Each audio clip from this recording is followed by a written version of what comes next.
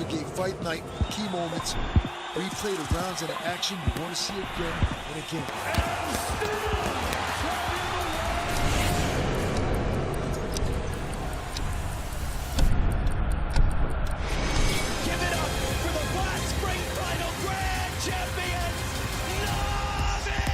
Into the water for the final time. He's won the race to go along with a championship.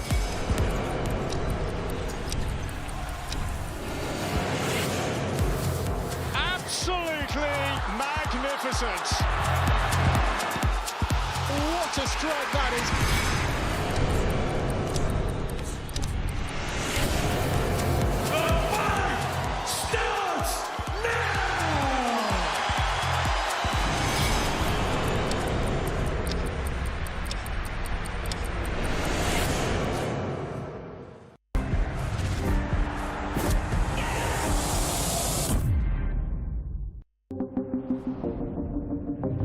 The following programme is recommended for those 16 and over, as it contains sporting violence, possible bad language and flashing imagery. Ladies and gentlemen, good evening and welcome. From the four corners of the world, to the four corners of this ring, the fight starts now! Touch goals. How do you like it?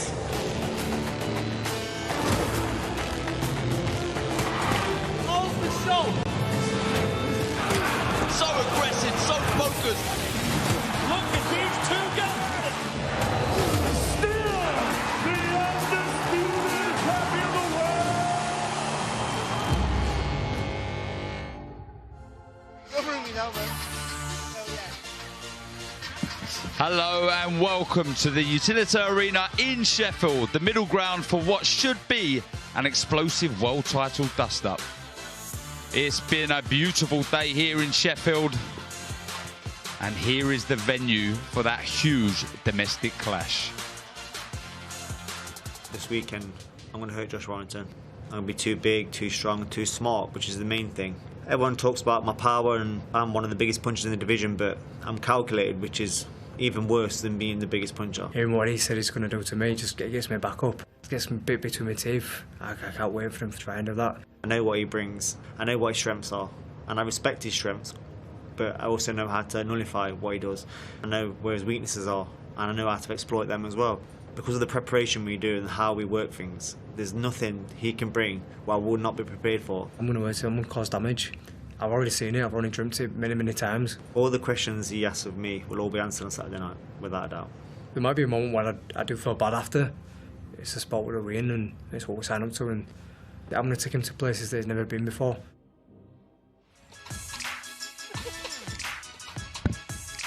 Well, what a fight we have later on this evening. But first up, at 7 p.m, live on DAZN, we have the skillful, talented Janae Bostan in with Corey McCulloch. Hopi Price in with Conor McCogill. Brilliant fight that promises to be. Kieran Conway versus Linus Udofia.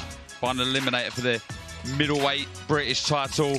And Terry Harper takes on the First Lady of Boxing, Cecilia Brackus. 1, 2, 3, 4, sound check. 1, 2, 3, 4, sound check. 1, 2, 3, 4, thank you.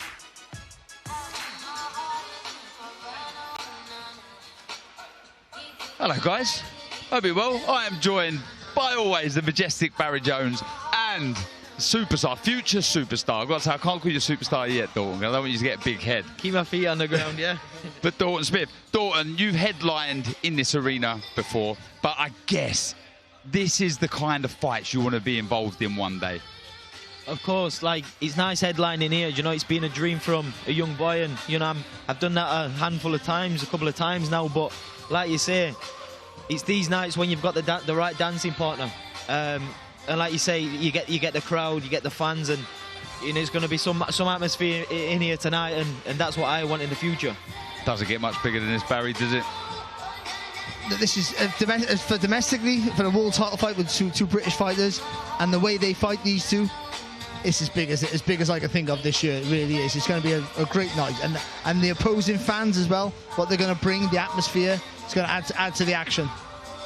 Right, well that is our main event for the evening, but let's have a look what we've got coming up on this segment of the show before the bell.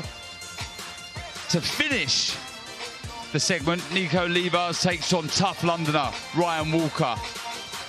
Before that is the professional debut of the extremely talented Cameron Vong, takes on Angel Gomez. But first up here on Before the Bell is Kobe McNamara versus Francisco Rodriguez. Our MC, David Diamante, is ready, so let's hand over to him now.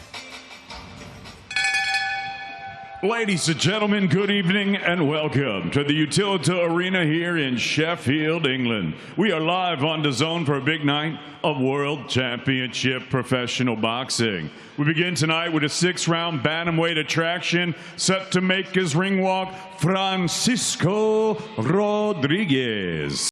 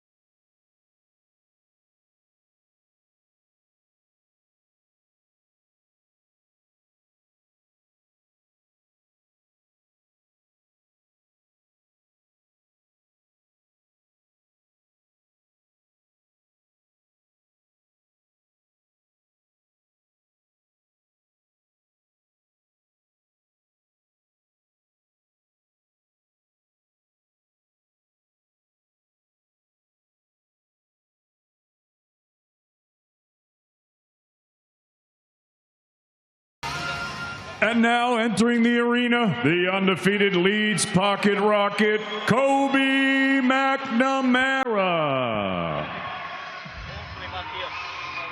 And here is the extremely popular fighter from Leeds, Kobe McNamara, moving along nicely as a professional. Now 5 fights with 5 wins. He beat Stephen Maguire last time out, back in April. And a fight before that, he was on the Warrington Lopez card, and he sold around 500 tickets for his fight against Nabil Ahmed. A fight he won comfortably on points. He's a very good fighter. He's naturally aggressive counter-puncher, worked behind a crisp jab, throws a nice straight left to the body, always thinking and looking to pounce on any mistakes his opponent might make. With his popularity and boxing skill, the future looks bright for this young man. That's calm, composed, relaxed, taking it all in his stride this week. He believes in himself, his potential, his ability. Like I say, old head on young shoulders, enjoying every second of it. Seems fully focused and ready to put on a good show.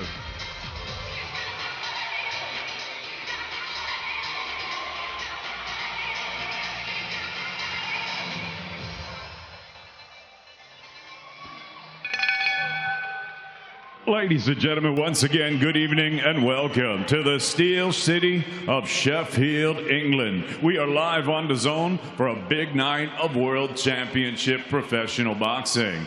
It's all being brought to you courtesy of Mr. Eddie Hearn of Matchroom Boxing. We're sponsored by Betfred, Stagefront, and Forged Irish Stout. All of tonight's bouts are sanctioned under the auspices of the British Boxing Board of Control. The steward in charge is Robin Smith. Introducing your third man in the ring at the sound of the bell, from Doncaster, scoring A-star referee, Mr. Howard Foster. And now, ladies and gentlemen, 6 rounds of boxing scheduled in the bantamweight division. Introducing first, fighting out of the red corner, he wears the blue trunks with the white trim. He scaled 8 stone, 6 pounds, 8 ounces. This 18-fight veteran hails from Alfacar, Granada, Spain, Francisco Rodriguez.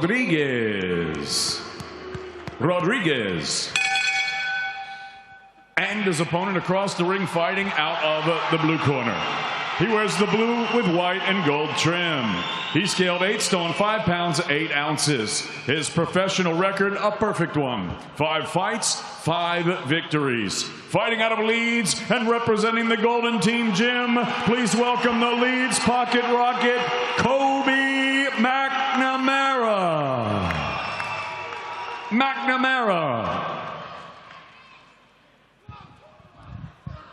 Okay, fellas, keep it clean, break straight away when told. Both watch your heads in close. Good luck to you both. Touch gloves. Good luck, lads. Well, here we go. The first fight of the night. Kobe McNamara making his 6th outing as a professional. Seconds out, round 1. This is his 2nd 6-rounder. Like I say, last time beating Stephen Maguire over the distance. Did actually drop him in the last. And what have you made of the start of McNamara, Barry? Yeah, no, he's impressive. He's nice fast hands, he's got good feet as well, the way he moves around the target. So he's very hard to hit after he's throwing his shots, and nice, good composure. Yeah, nice solid start on the front foot again. I've been impressed, like I say, from McNamara. You see him there, he's a naturally aggressive counter-punter, likes to be on the front foot. Similar to yourself, Dalton Smith. Yeah, obviously he's come out straight on the front foot, applying the pressure, and you know it's working. I like his footwork and little adjustments. Yeah, I've been speaking to him in the hotel. Telling me, yeah, it was a lovely shot, wasn't it, on the back foot, to slip that left uppercut through the middle of Rodriguez, who's, like I say, his game is tough, Rodriguez, but just too many openings. He's always in there, he's always having a go, but like I say, he leaves the shots out there. There's openings all the time. He pours out that jab. And going back to McNamara, said he's been enjoying the camp, inspiring with Jack Bateson, Thomas Asomba. Like I say, sells an awful lot of tickets, and Barry, there's room soon for a new star to start coming into Leeds. They're well followed, aren't they? We've got Opie Price, but there's a next builds opportunity. Momentum. Exactly. As the more success you get, the further the builds you get, people will start to believe in the hype and start to get on board with it, of course. And you always say that you sell one ticket and they bring someone else with them, and that's how Leigh, Josh Warren built it, and many others, of course. Exactly. But you got to do the job in the ring. You've got to do the first job. And foremost. There's a snowball effect, like you say. The tickets start shifting, and he's boxing nicely. Similar pattern to the 5 previous fights. Always thinking, always picking the shot. Very good balance. Always centered. You can see he's always trying to draw out the lead of his opponent.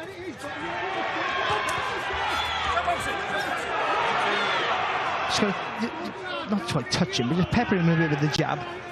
Just want to force Rodriguez to come forward, then take that little step back, then you got that left-hand counter right through the guard there. Absolutely no harm doing that as well, because you find your distance a little, didn't you, with that lead hand, but he's trying to draw out that lead. But you've got to invite Rodriguez on, haven't you? He will come. He will come forward. He will come forward crudely, and he'll give you a gap, like there, for instance. You just sort of like take a little bit off that jab and almost invite him to come forward over the top of it. You take the little half a step back, then you know he has the footwork and the vision to see that.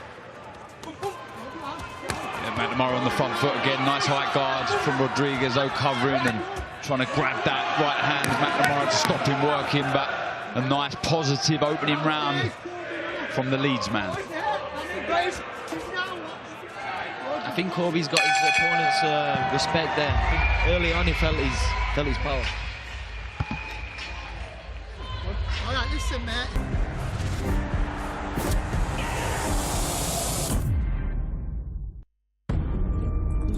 Estimated collision in T-minus 10. 9. Can you confirm satellite collision is imminent? 8. 7. 6. 5. Collision avoidance maneuver. 4. 3. 2. 1. Satellite collision averted. It takes the whole force to protect space. Join us.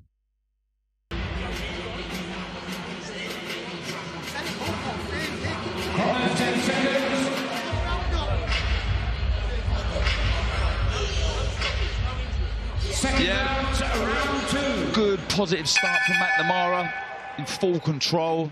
Has his opponent exactly where he wants him. Looks like he's enjoying himself in there, Barry. He is, and it's good to see him. He's taking that centre of the ring, and he's not rushing his work either, so he's just looking for the openings, but always putting pressure on with that front foot. Just see Rodriguez there, he'll know where to go at the minute. That's good work there from McNamara. Nice and straight right down the centre of the target there. Nothing too extravagant or flash, just clean, basic work, but it's effective. Must be happy that you've moved on past this level, Dalton, weight passes, because they can be frustrating, these kind of opponents, can't they? When they're not opening up, they're in their shell. To find the opening gets difficult. That was a nice little right hand from Rodriguez, though, as he's backed into neutral corner, but good attack from McNamara. But yeah, you were saying there, Darren, you know, at this level here, this is, it sometimes get a little bit frustrating when you've got opponents what are hard to open up, and I always said the best performances come when, you know, the opponents are coming to win, and that's where the openings come. But it helps. It helps you practice things you do in the gym. That's what it helps. And it also helps pretty much with that frustration, with your temperament, not to rush you, not to panic when you hit a guy with a good shot and he doesn't go anywhere. And all these things that, as you found out, of course, will help when you step up to a bigger level, of course, because people take a better shot. But you're right, when people start to open up, then you look better. The gaps appear, you can show your class. But McNamara's done that so far. I think it's been a nice controlled display from him so far here. Not rushing anything, just waiting for the clear gaps, not trying to force too much. I like the movement from Kobe as well, the little adjustments, little steps. You know, his opponent's struggling to come in with the little steps and little movements. You want to see opponents trying stuff out in there, didn't you? Moving, cutting across, trying to find the openings in different ways. Just head hunting there, but he's dropping to the body on occasions. Good variation. That's what Dalton just said. He did, just as Dalton said it, he did it there, just a little, as Rodriguez come to go forward, just took a little skip back with the feet. It wasn't too much, it wasn't even a half a step, a little quarter steps back. It just takes him out of range, but just by inches. You can see a lot of prospects, can't you? Really jump out of range, and it's just a little bit too far to come back. But it's a good attack from McNamara. It was a nice left hand, the head dropped of Rodriguez, but seems to have regrouped. He's back in the centre of the ring. Like I say, his game is tough, and he has been beaten often, as we've said, but he's only been stopped the 3 times. I'd just like to see McNamara just not move that front foot and use that semicircle around the body just to evade. So when Rodriguez comes forward, rather than take that little step back, just move around the target a little bit, because then you're in a safe place. You can fire back then. You're on him. It's good work. Yeah, good. Again, controlling the distance so well. Another good round from the Leeds.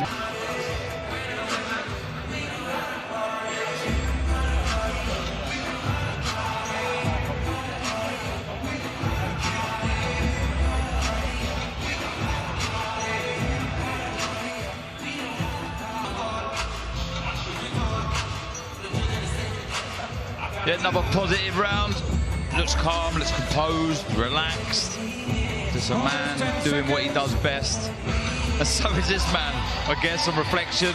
No doubt to survive, no doubt to make tonight's difficult for his opponents.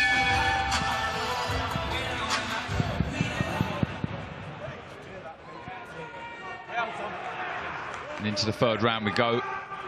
Similar pattern once again. McNamara on the front foot, making the Spaniard miss with his right hand there and firing back with a counter. Nice long lead right hook from the Leeds man.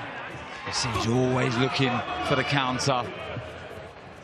There's not much coming from Rodriguez now, so you know, I think it'd be good to see Kobe apply a little bit more pressure, and you know, I think maybe he could get a stoppage. Yeah, sort of when he go again, don't move back so much. Yeah, just add a few more phases onto the attacks. It would be impressive if he could stop him, like I say. Only stopped 4 times in the 17 losses. He's patient, he's biding his time. It would be interesting how would Rodriguez fare if he went through the gears, went through the tempo, stepping in with a nice double jab, left hand. There, that's all really good work, but there was a little pocket there where he took that step back He didn't need to go there. It was fine. He didn't do anything wrong. But I mean, if he just again moves around the target in that semicircle motion, then he gets the space, gets the safe space, but he can throw. Yeah, footwork's so important just to find those extra openings. That was nice, little shift back. Just missing with the left, missing with another one there. Rodriguez just slipping. Thankfully, because like had full leverage on that shot. He got good footwork, McNamara. I think his balance is lovely. He's always in the centre of the stance. You see it there. When he's moving back, he's not leaning over the back foot or leaning too far over the front. He's always in the centre all the time. Oh no, come on, sort it out. Great, stop boxing. Skip back to the centre of the ring from McNamara. Patience again. See just how Rodriguez would react, but doesn't need to take any risks here. Winning comfortably. Front foot's just getting a bit tangled there, but again, full control of space and distance, McNamara. But it's hard though, isn't it, Dalton, about getting that, you want to be a bit more forceful, but also you've got to bear in mind you're winning so easily, you don't want to make any mistakes. Of course you don't want any. I think that right-hander Rodriguez there. It's similar to, there's been some questions about Hopey Price, should he go through the gears more, but he wins these fights so comfortably. Why make boxing any more difficult than it has to be? Exactly, it's about getting the win and looking good at the end of the day, and you know, Colby's not put a foot wrong here, and we'll probably just see a bit more pressure.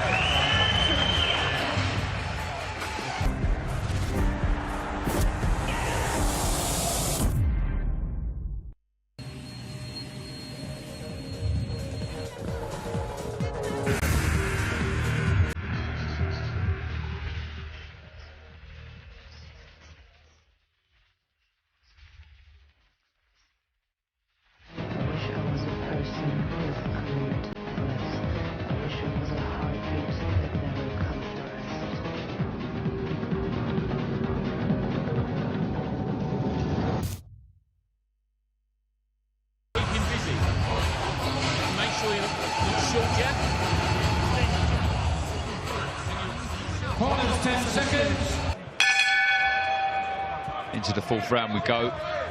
It's been a nice, comfortable, composed performance so far from McNamara. Been in control of the distance, the pace. Like I say, we all agree he's enjoying himself in there.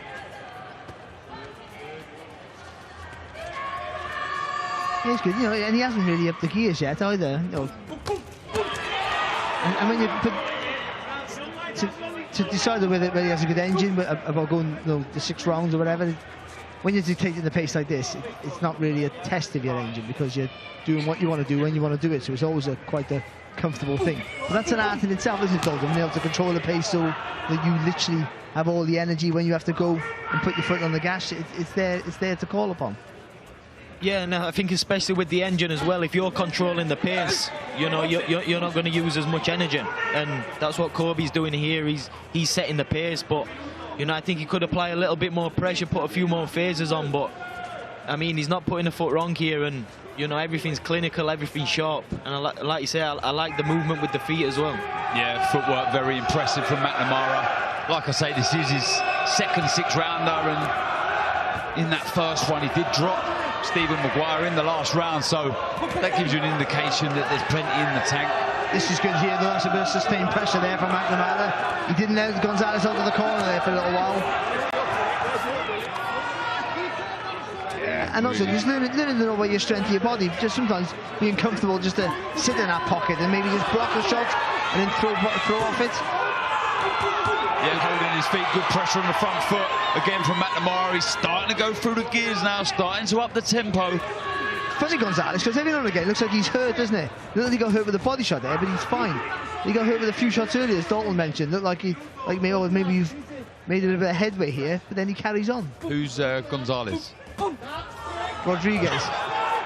The brother of Gonzalez Rodriguez. Oh, that one, I know what you mean. You know, if you were in Wales, he'd be a Jones, wouldn't he, or an Evans or something. Well, As tough as old boots is Rodriguez. Not as tough as Gonzalez. Not as tough as Gonzalez, but showing the odd shot here and there, moving constantly. Under a lot of pressure now. Though the tempo of punches hasn't really increased that much. Certainly that pressure on the front foot from McNamara has made Rodriguez move an awful lot, hasn't he? Yeah, he's just again using that front foot to put you under pressure. Just makes you an imposing figure throughout the contest all the time.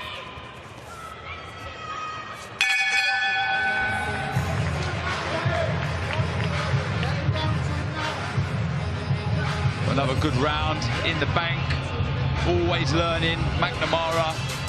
And here's a very confident, exciting young fighter. A fighter that you know very well, Dalton Smith. How's he been looking in the gym in the build-up to this fight? Yeah, Janeer's been looking great in the gym, and you know I'm excited for this fight tonight because you know it's the best I've seen him in and out of camp. So yeah, you know I'm expecting a big performance from him. How far do you think Junaid can go? I mean, he talks a good game. What we've seen so far has been very impressive. That last fight with Ryan Amos was valuable to him, but how far do you think he can go? I've always said it, and you can ask a lot of the other lads in the gym. For me, Janeer's one of the most talented we've had in the gym. Just as long as he keeps working on and he keeps his feet on the ground, you know, I think he can go all the way, 100%. Yeah, I agree with you there, and I don't think there'll be many that would disagree. But back into this one, round 5. It's been all one-way traffic. McNamara starts around with a nice left hand, pinning Rodriguez in that blue corner, but the Spaniard bravely trying to fight back. That's what we want to see, don't you, there? Just when you're under a bit of pressure there, just be able to fire back and just keep your opponent at bay for a little while. A little bit of a respite needed there, Rodriguez. Sometimes when these opponents let their hands go, it just stops the younger, less experienced fighter in their tracks. Well, sometimes you see fighters get caught because nothing's coming back. But to be fair to McNamara, he's kept his composure, he's kept that concentration throughout. So very few, if anything, have really caught him. Goes through the gears again, starts everything behind that nice, crisp right hand you're seeing there. The variation with it, Barry, has been impressive. He goes long with it at times. Look, again, trying to draw out that lead. Smart stuff. The footwork there is fantastic. Again, they're just getting himself out the distance, but not too far, just sliding. He's taking a step with the back foot, but sliding with the front foot, so you can come back with that short little left hand. And again, just shifting the shoulders, wasn't he, there a second ago, just to get a different angle with the right hand lead. I think Kobe's realised, you know, he's not going to land with the one shot, so he was just sat back in range, leading him on, and you know, you could see he was catching the openings there.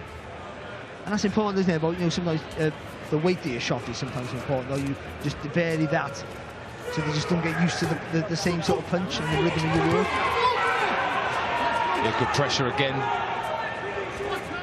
Neglected the body shot slightly, McNamara, in this round. As he goes along, that was a nice lead right hook, wasn't it, Barry? Lovely as he just caught him coming on again. There's just no way you are that good balancer. You have to even take a little step, but still be aware to see the gap. Again, the concentration's been good. To be able to concentrate over 6 rounds early in your career, that's a very important lesson. It's been nice as well. I mean, we've commended the footwork with McNamara constantly through this contest. Really good. I'd just like to see there was a 1-2 that went straight down the pipe, and Rodriguez leant back. Could have potentially have gone again, stepped in McNamara, but again, in full control, enjoying himself, practicing things out, works so well behind that lead hand, been very impressive. He's going to get a little bit of criticism that sometimes Dalton has got a little bit there. You're a thoughtful, thinkful fighter, or maybe you think too much, and then when you go for it, you're getting caught now and again. You can't get it perfect all the time. I think what he's doing tonight has been really good for him. Yeah, winning, and winning comfortably. Another round in the bag for McNamara.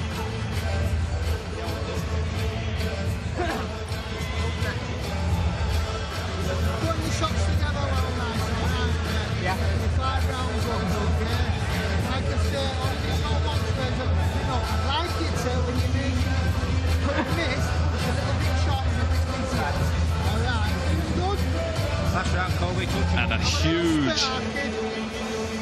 fight coming up soon.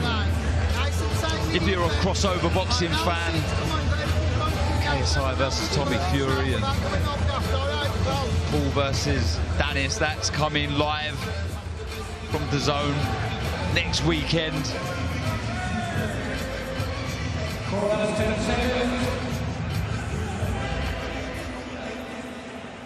Seconds out for the 6th and final round. The last round was very impressive. Opening contest from Kobe McNamara. See the reddening of the face of Rodriguez, shows you who's been getting caught the more out of the two. Boxed nicely behind that lead hand. The variation been really good, the footwork on point. Just the all-round performance, I think. You know, the composure, the concentration, discipline he's shown in his work. The young man's been really, really good, really impressive. Things to work on, Dalton. I mean, there's always room for improvement, you know, and this is what these fights are. You know, you're finding where your weaknesses are, and then you go back to the gym and, you know, you work on them. But, you know, he's from a great teaming, from the Golden Team camp. You know, they come down to our gym and do a lot of sparring, so, you know, he's in good hands there. But, you know, I'm very impressed with what I'm seeing here, and it's a very mature performance.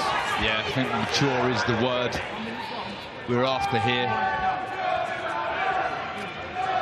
No mistakes really, Barry.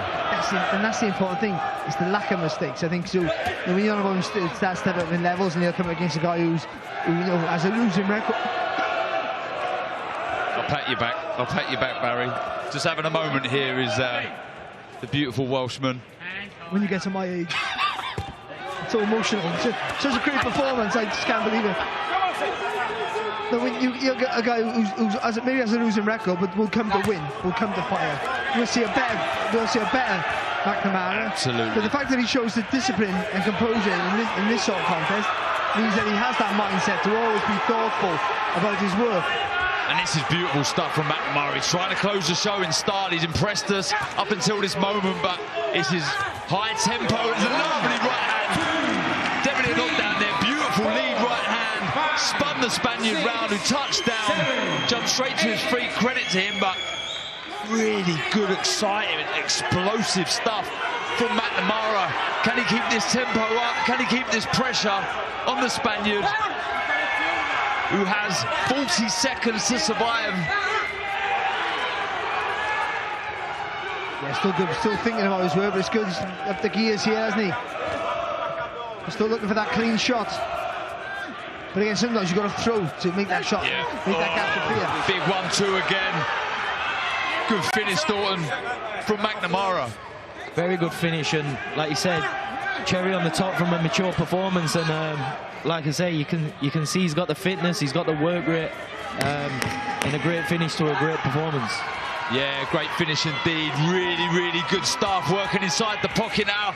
Credit to Rodriguez. He's having a go. He's heard the 10-second clapper. I thought he would have a go, but very, very good performance from McNamara. Look, we know there's going to be tougher tests out there, but it's how you deal with these kind of opponents, Barry, and he's done that with ease tonight. And I think when he starts stepping up, you know, the better opposition, I think he's going to be good to watch. I think he's good to watch now. But I mean, in a more competitive fight, he's going to be in really good scraps. Because even though he is thoughtful with his work, he does do everything correct. He doesn't makes any silly mistakes. He waits for the clean target. But I think he has a little bit of spite with him as well. I think he shows that he has that willingness to hold his feet when he has to fire back. And then against a more aggressive opponent, look, that's a lovely shot. That's one of your punches. It was a little touch to the body first, you know, that created the opening for the right hook, and yeah, beautiful shot. Well, McNamara is in the centre of the ring. Rodriguez skips over to the referee. Our MC David Diamante has the scorecard. Just hand over to him now.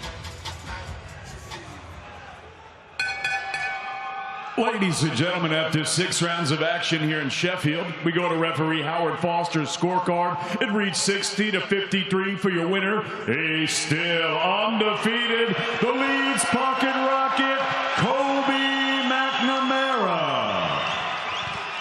Yeah, performance. Showed us a bit of everything there. McNamara, really, really good way that he finished that final round. All action, explosive, good footwork.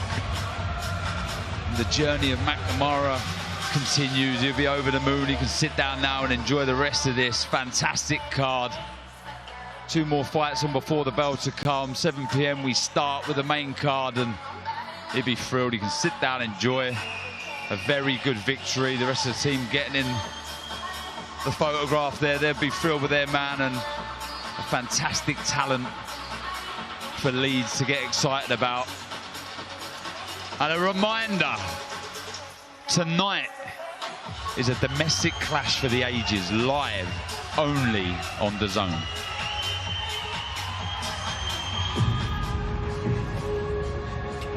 Leaving home doesn't mean you're leaving alone. Leaving home doesn't mean you become a stranger. In fact, wherever you go, they will follow. Follow through the mist that rolls in from the treads. They will march on together, until they meet. Nottingham, Leeds, Wood. He's having success! It's over! It's all over! Warrington. Glory returns to Leeds and to Josh Warrington! Face to face, in the battleground, in the middle ground. There's no turning back. Well, Wood Warrington is one of many huge fights with British and Irish interests coming up on DAZN, including a couple of weeks' time we're in Liverpool for Cattrall versus Linares, the old warhorse Linares. And then we're off to sunny Monte Carlo, where Cordina takes on Vasquez. Then that huge rematch in Dublin, Chantel Cameron versus Katie Taylor 2.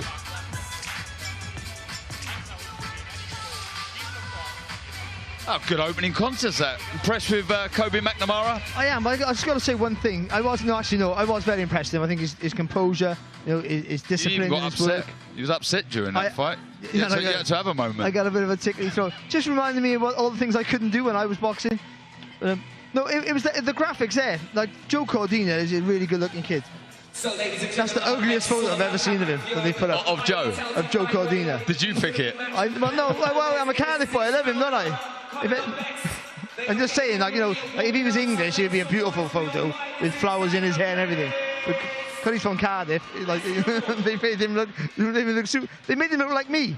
That's how bad it was. Ah, you're beautiful, Barry. Don't put yourself down. On the inside. Thornton, Kobe McNamara, I know we've spoken about it there. Really impressive display. What would you like to see him do more? We spoke about how good he was and what he was doing really well. Anything you can see there that you'd like him to improve on? I mean, I was very impressed with his performance and how he dealt with, what he had in front of him. But, I mean, until we see him go up through the levels, you're not really going to see what he's got, what fully he's got in his locker. So, I mean, we're going to see more as he goes up through the opposition. Here's the knockdown in that final round. Barry, take us through this shot. Well, again, as Dalton's already pointed out, that little touch to the body, he didn't put a lot in it, that right hook to the body, but it's enough to drop the hand to get the gap for that right hand over the top. See there, look at that, it's a lovely work. Just takes the whole focus away from the head, just touches the body, and then whips over the right hook over the top. Really good. And that's something, again, these fights are the sort of fights you want to practice what you do in the gym, in the ring. And that, you can see, that's a combination that they do. Just by the way he did it naturally, bam, bam. So they obviously work on that in the pads and in sparring, and it come off. And these are the fights that you learn to do that, and it becomes muscle memory. Yeah, it was a very impressive performance from McNamara. I've got to quickly ask you to, again, how do you think this main event is going to play out tactically for both fighters? Okay. Go on. Okay, I'll go first. I think it's important for... it's quite obvious, really. I think Wood is the bigger puncher, but Warrington has the better chin. Warrington's the busier fighter, but Woods can control the space a bit more from distance. He's shown a discipline, Wood, certainly in his last fight, to take instruction in the corner and produce it in those 3 minutes. And that's very hard to do, really hard to do. So I think that for Warrington, he's got to jump on his chest early. He's got to take that risk and you know, worry about it. The hands high, jump on the chest early, and make Wood make a mistake.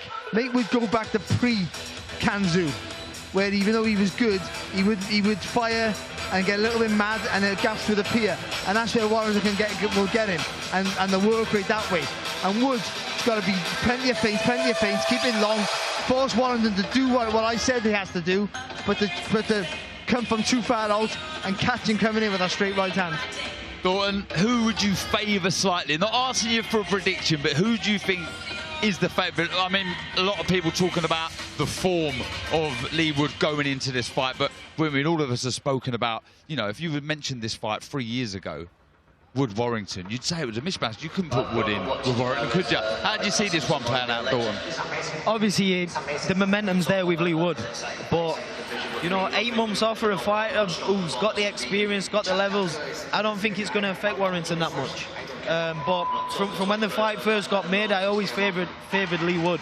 But the more I look into it now, I can see it going 2 ways, and that's both guys. I can see Leigh Wood getting a knockout, and I can also see Warrington getting a stoppage. Cannot wait.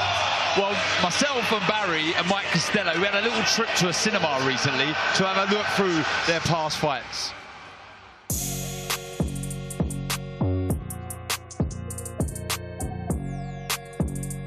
For me, this is as close as a masterclass as can be.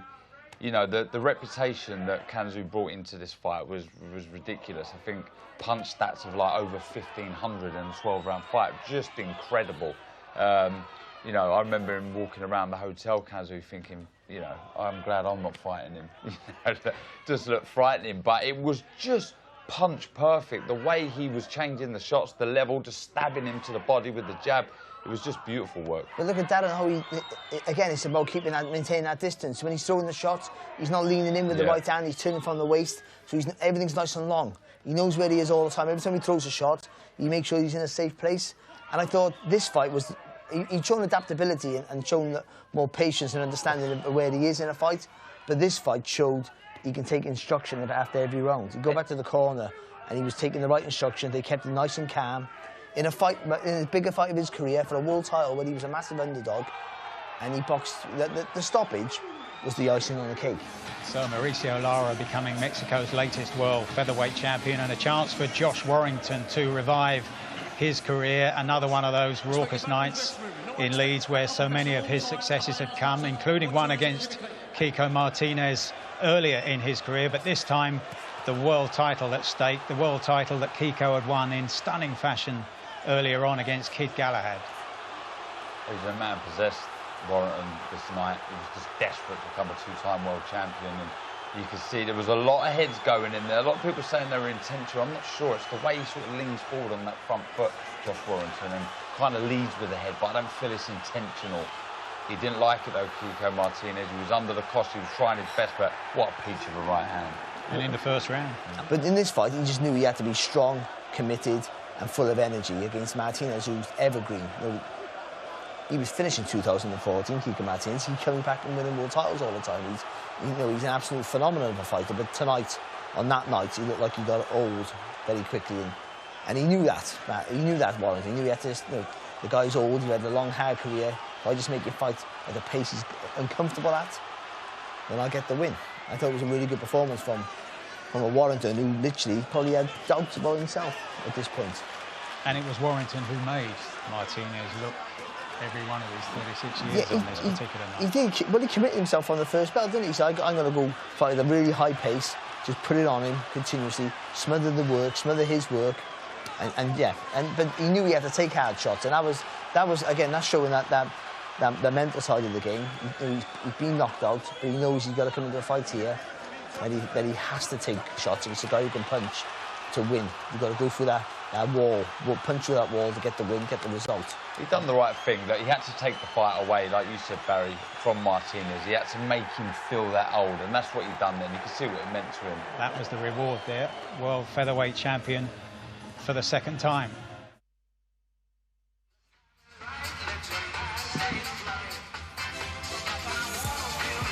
Well, next up, we have the debutant Cameron Vong This is them on the scales yesterday. Gomez weighing in 138 pounds and Vong just a pound lighter, 137 pounds. And he's another one I've seen around the hotel.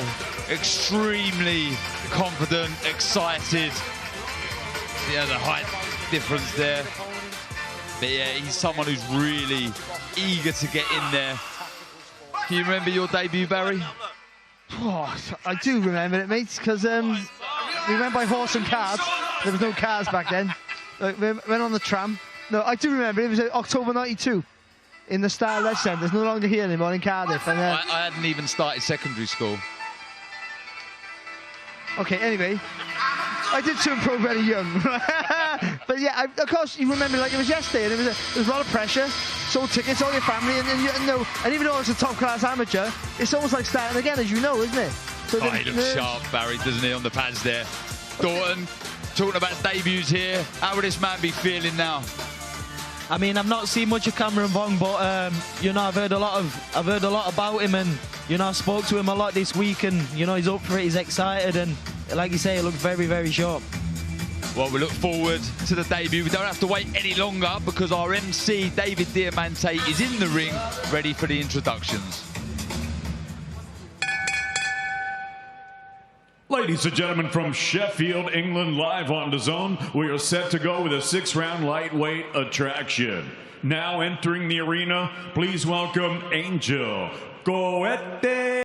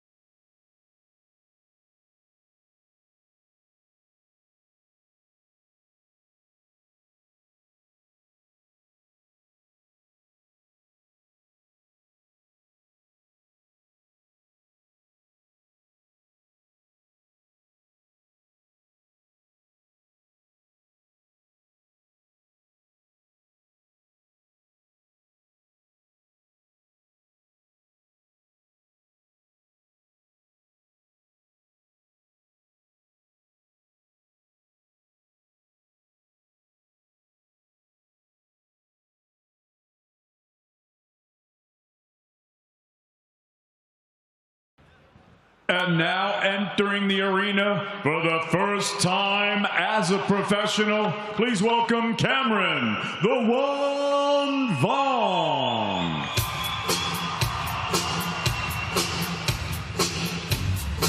And taking it on the tough Nicaraguan is the former ABA and Tri-Nations champion Cameron Vong.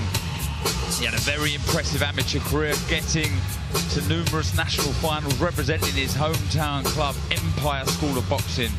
But he eventually fulfilled a dream of winning the ABAs after a move to one of the country's universities of boxing, Berkeley ABC.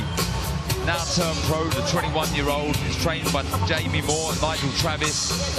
He's also managed by Sam Jones. He believes he can go all the way. To be fair, having seen a few clips of his amateur fights, I can see why. A reaction-based fighter with razor-sharp reflexes, brilliant footwork, and blistering hand speed as we see on the pads back in the dressing room. So let's sit back, relax, and enjoy the professional debut of young Cameron Vong.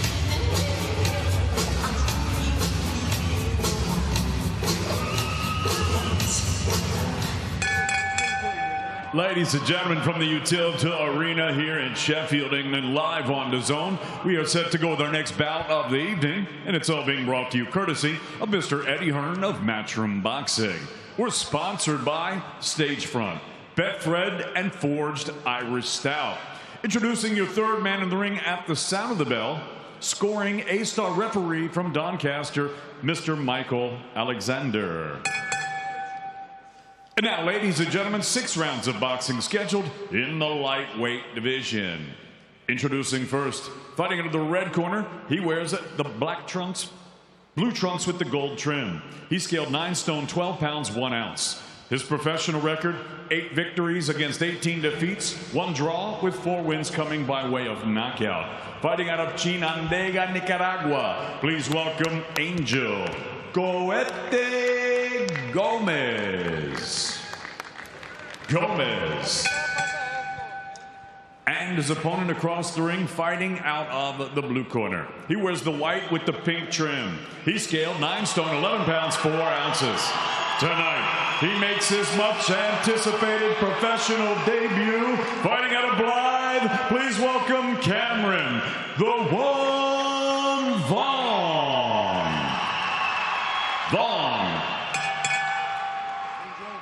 Cameron. Right, lads, you both know the rules, so let's just have a good, clean fight, okay?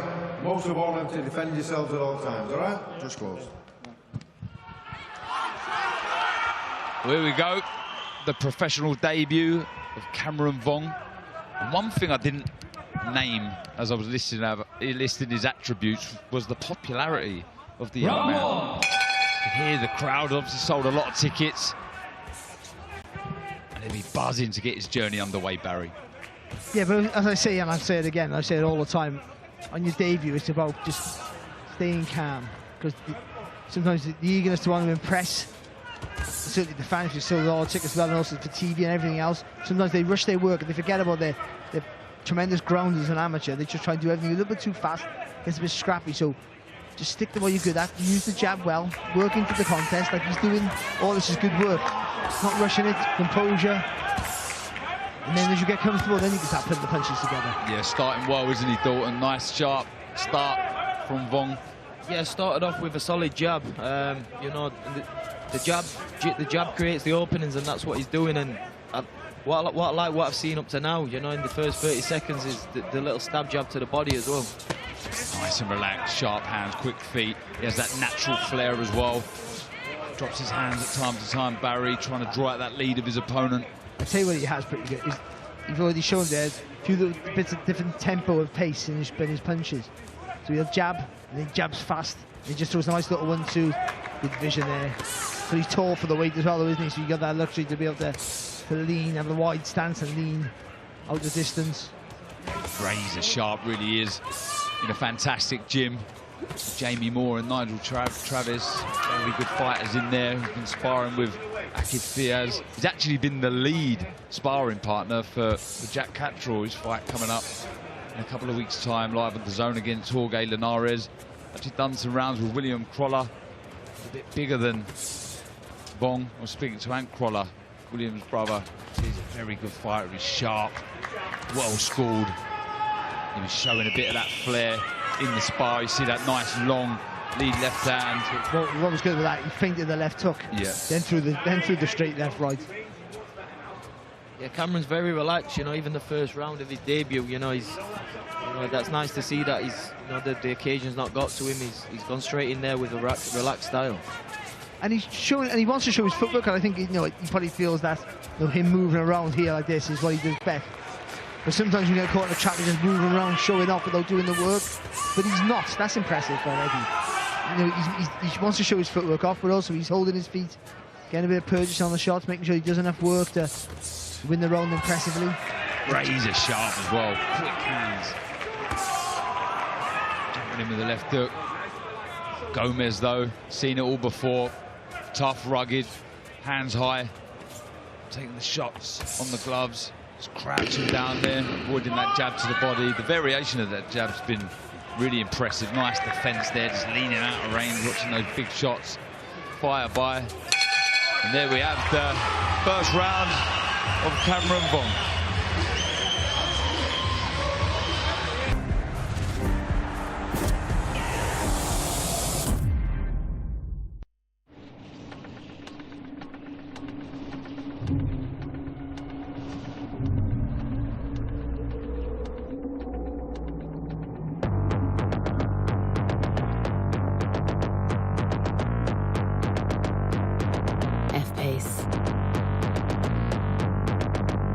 Intuitive technology, intelligent all-wheel drive, and the performance of a Jaguar.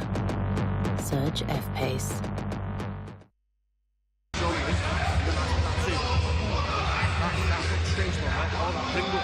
10 seconds, callers.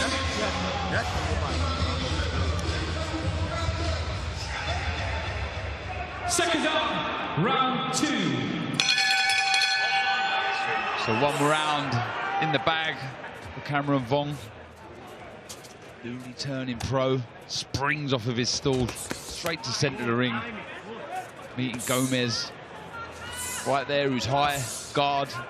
He's evident again, jumping in with that left hook. Like I say, started well, really, really well. And really confident as well, just a little, he didn't quite come off, he did a little turn of the shoulder and try to come back with a right uppercut.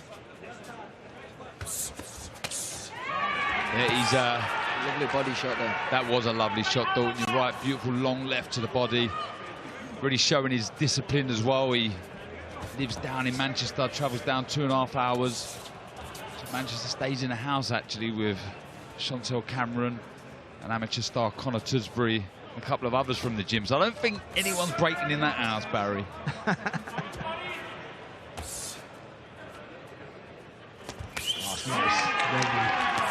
Literally almost invited there, the punches that come there from Gomez and made him miss quite comfortable. They're showing really good reflexes here, good judgment of the distance as well there from Vong. Yeah, boxing nicely, what a lovely jab, just fires that up from the hip. That's been impressive, the variation, the feet there, just walking Gomez onto that right hand, then dropping it to the body. And having that ability, you know, Dalton has it here to be able to punch going forward and going back, which is punching going back is really difficult to do. And if you have the art, like Dalton has to be able to do that, it makes it so difficult for fighters to come at you. I like the variation from Cameron as well. He's, you know, he's not just, you know, straight down the line, 1-2 hooks. He's mixing it up, body, head. Like you said, a little spin off with the shoulder, and I just like the variation from him. Yeah, boxing nicely. Look how quick those feet are.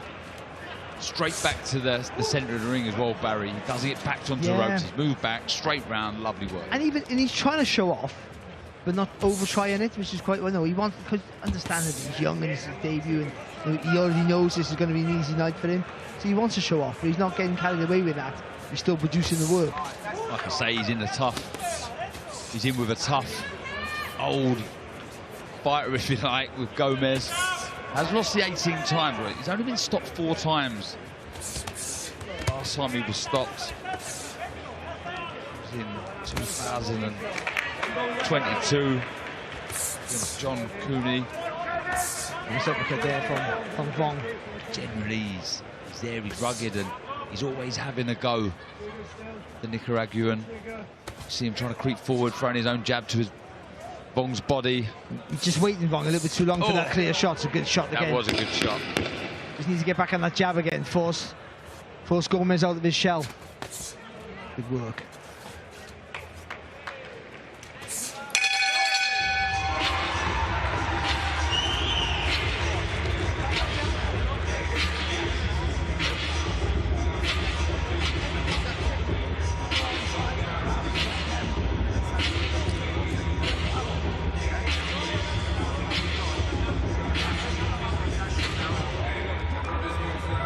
Showing lovely movement there. It's a beautiful right uppercut. He's threw 2 of those in that round there. Just throwing the jab into an empty space, really, pretty much. Just forcing Gomez to move that head, and then as Gomez comes back up online, just shows the uppercut right through the middle there, Vong.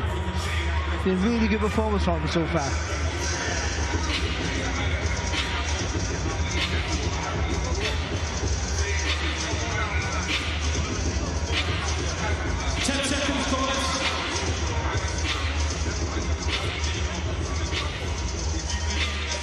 Second up, round 3. Round 3 we go. Straight away, Gomez moving his head. We talk about that opening fight on Before the Bell. Kobe McNamara in with Francisco Rodriguez, and Rodriguez not really offering much back. Completely different here with Gomez, Dalton. Letting his hands go, isn't he? He's presenting openings to Vong. Yeah, that's it. And I mean, he's an experienced man. He's been in there with a lot of good kids, but you know, Cameron's dealing with him and he's finding the openings. That was a lovely uppercut. Again, though, moving back again to that ability to be able to throw almost when you're off balance. There's such an asset. There's a risk factor to it, because if you miss, no, you're really open for a big shot, but you have the ability to do it and the vision to see it. He's actually fighting if he gets through this and doesn't get stopped. Sorry, I'm not sure if you're allowed to do that. He sort of used his forehand to block the vision there of Gomez and then threw down with the right hand. Well, he got away with it. And yeah, like I say, Gomez, as long as he doesn't get stopped here, he's slated to fight next weekend against another amateur star, JP O'Meara. Doesn't mind getting in there with these young, talented fighters. And again, we're seeing the talent from Vong as he goes through the gears there. That's good footwork again there, wasn't it, Dalton? Yeah, great footwork, and I think what we're getting from Gomez is here, he's not just on the back foot in defensive mode, he's actually coming to have a go. You know, so I think this is a great opponent for a debut. Yeah, agreed. Lovely spin on the front foot there. Yeah, lovely. On Vong, wasn't it? Again, as Dalton was saying, oh, Gomez is coming to have a little pop, he comes forward and Vong then given the opportunity to show a bit of skill, a bit more skillful versatility to his work. Yeah, only 21, Vong. He's got plenty of time, no need to rush this young man. There's an awful lot of talent to work with you, Jamie Moore, Nigel Travis, and plenty of big fights in the future for manager Sam Jones to make for Vong, who again, that footwork, Barry, I know we always drum on about it all the time. It's so important, but we're seeing how important it is here. Yeah, well, feet are everything. We all, the punches that make the difference in the fight, of course, but the feet are without feet, you have no balance, you have no movement. You might be the biggest puncher on the planet. You can't get close to the target to throw it. That's there, Barry. Perfect. Yeah. He's throwing his shot. He throws a right and he just skips to the right, avoiding the shots, creates more openings, and yeah, but that kind of footwork with these young fighters, and Vong in particular now. I think the good thing with Vong as well, once he's committed with an attack, he knows there's something coming back, and he just makes a transition with movement, changes the angle, and you know, Gomez is struggling with that. Yeah, totally agree. Has struggled. Very good round once again.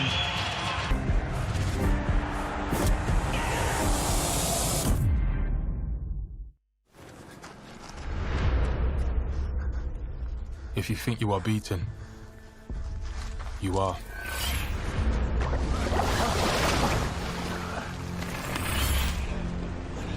If you think you'll lose, you're lost. Success begins with a person's will.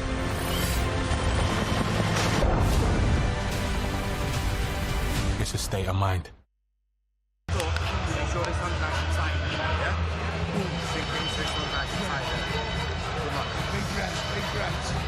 10 seconds, corners. Recovery's really good. Okay, let's go again. Start looking back as soon as I always like seeing that as well, Barry. You can see Vong looking at Jamie Moore straight in his eyes. I remember when my first few fights, Tony Sims had to have a word with me because I just couldn't concentrate. I was, you know, looking around, where's my fans, where is everyone? And you see Vong there just looking intently in Jamie Moore's eyes, thirsty for instructions. And we know about that, and that's an important thing. You know, one, you've got to get the bond with your coach, of course, but also being able to just be able to download that understanding of what the information you're given to take it into the next round. So you've got to be full up well aware of what your corner is saying, because as the fights become more important and more pressured, then that's 1 minute, which ends up being about 40 seconds. Let's be honest.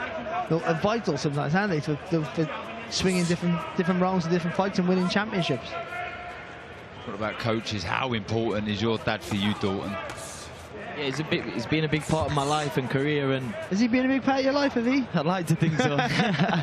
But I mean, you know, just going back to a coach, you know, I really rate Jamie Moore, and you know, I've spent some time in his gym as well, doing sparring with the likes of Jack Cattrall, and you know, he's it's a lovely right uppercut. Sorry, Dawn. Beautiful shot from Vong. Just screwed that right uppercut. And the tub, oh, he's waved it off. What a debut for Cameron Vong. Stops the tough Engel Gomez. Beautiful right uppercut. The Nicaraguan, tough as old boots usually, drops to one knee, rises late in the count. Referee waves it off. What a debut from Cameron Vong. perfect debut there for him. But, you know, getting back to what I was saying before, having a trust with a coach, and like you say, you can see that he seems to have got a great bond with Jamie. You know, you can see them hugging each other there. Obviously, it's a big night for him, his debut, and like I say, having that trust in a coach is, you know, it's a big thing. It's important because a coach is going to tell you something in a hard fight that you don't want to hear. He's going to tell you to do something you don't want to do, but you have to believe in him.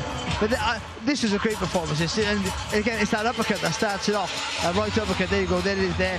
Followed by left hook, and then the third one in. Well, he's on the floor already, but he got away with that. But either way, what he did there, that's sort of like the perfect pattern of a fight.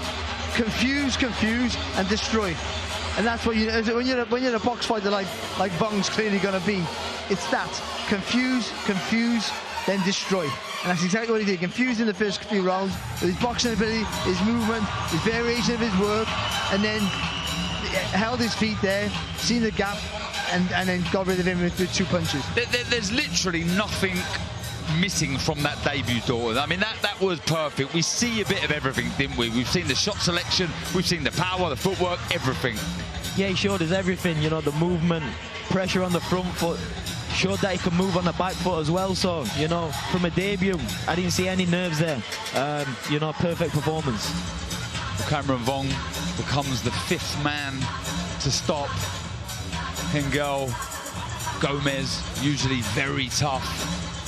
You see him there. This man, there's usually no quitting him. Like I say, he only stopped the 4 times before this. He doesn't want to get stopped. He wants to fight again. So that scraps his fight now with JP O'Meara, which would have been next weekend. Cameron Vong, the victor of this fight. And David Diamante, our MC, will announce that to us now.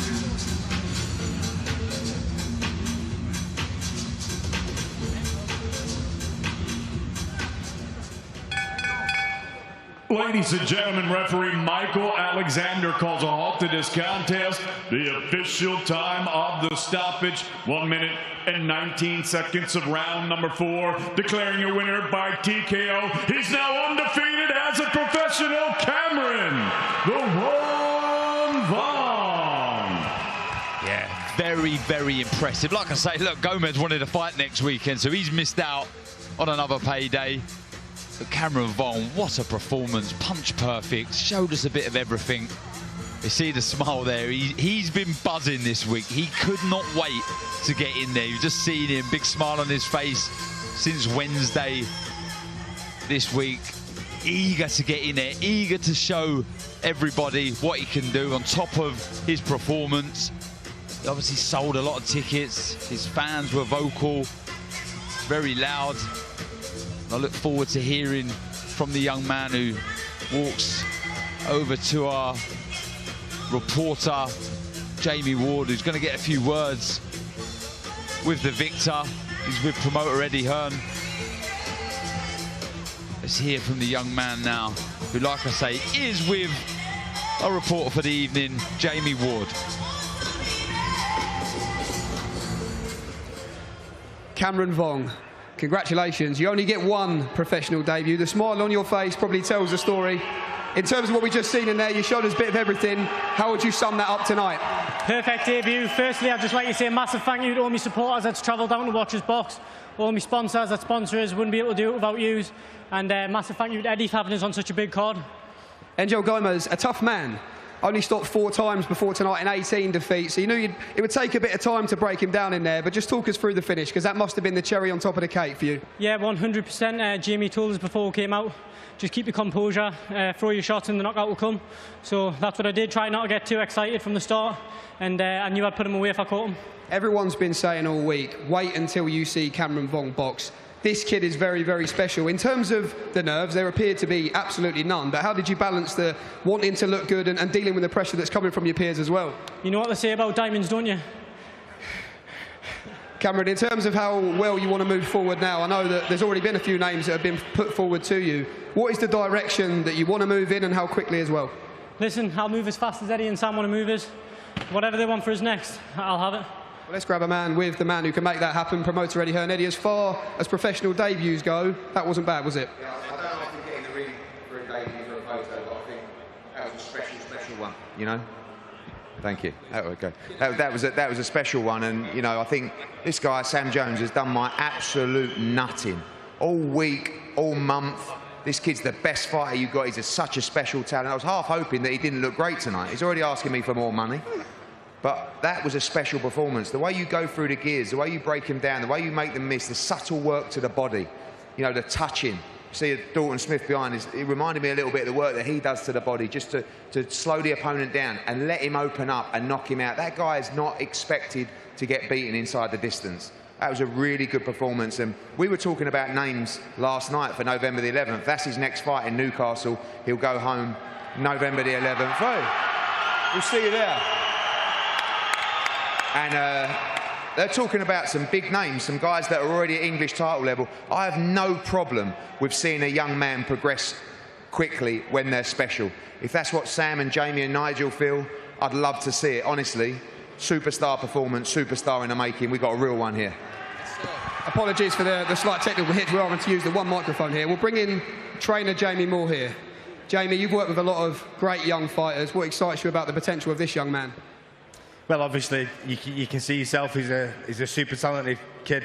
My job is to keep his feet on the ground and drag him back down, because obviously with, you know, all the razzmatazz and people, you know, patting you on the back, you need someone who's going to, you know, bring you back to reality and make sure that you keep your feet on the ground, so he stays focused. I mean, that could have easily been a difficult debut if he'd have gone about it wrongly. If he'd have gone out and emptied the basket in the first round, because, you know, he was getting off quite easily, but then he ended up burning himself out and he wouldn't have looked quite as good as he did. So there's always stuff to work on, and I know Sam and Eddie are going to push him and promote him, and my job is to sort of balance that out, and he's working well. Let's grab a word with Sam Jones. Sam, we'll just, sorry, musical chairs here. Sam will bring you in as well. In terms of performance, you've been telling, as I say, all week, wait until you see Cameron box. For you, sitting ringside tonight, smile on your face, happy with that? I watched as the rounds progressed, and Eddie was looking at him like a gold stake in Nazareth. Every single round, he was like, oh, he's going to go through the gears, and this was the plan. Jamie told him just to keep stabbing him to the body, keep touching him to the body, and the knockout will come. And I said all week, this is a special, special fighter. Bet your house on him.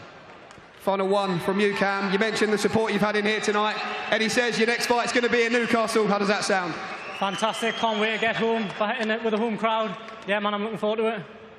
Cameron Vong, the start of a very exciting journey. 1-0 as a professional, off and running. Congratulations to you and well done. Well done, Cameron Vong. Tremendous victory. And a reminder that the NFL Game Pass is now available on DAZN. Catch every game live throughout the regular season. And there are some exciting Week 5 matchups this week, including the Ravens taking on the Steelers. The Jaguars will battle it out with the Bills, and the Dallas Cowboys will lock horns with the 49ers. Plus, follow all the action as it happens with Red Zone. Biggest crossover boxing event in history. Live on DAZN pay-per-view, October 14th. 4 icons of the game face their judgment day. The Nightmare KSI faces the destroyer of influences, Tommy Fury. And global superstar Logan Paul makes his explosive return against Jiu-Jitsu world champion Dylan Dennis. History will be written. October 14th is Judgment Day. X Series 10 live on DAZN pay-per-view, October 14th.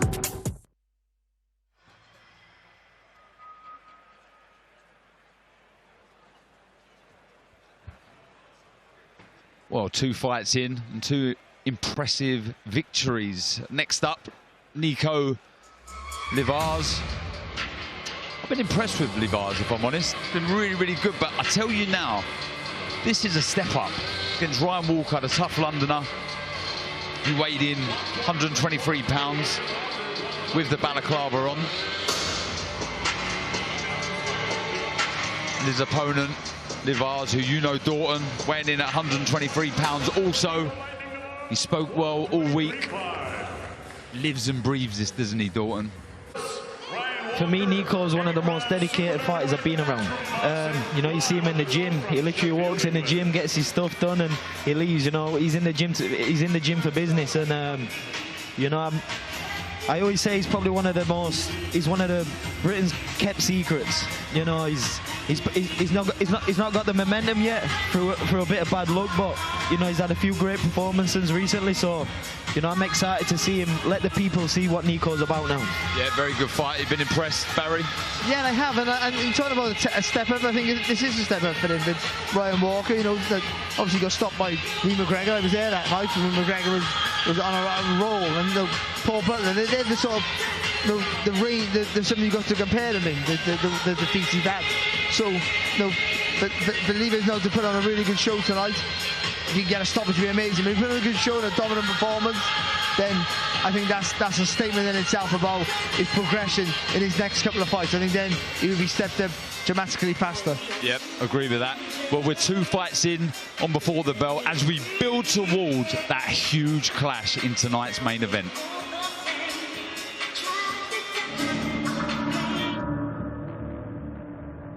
Josh's best wins for me, Carl Frampton, Lee Selby, fantastic wins.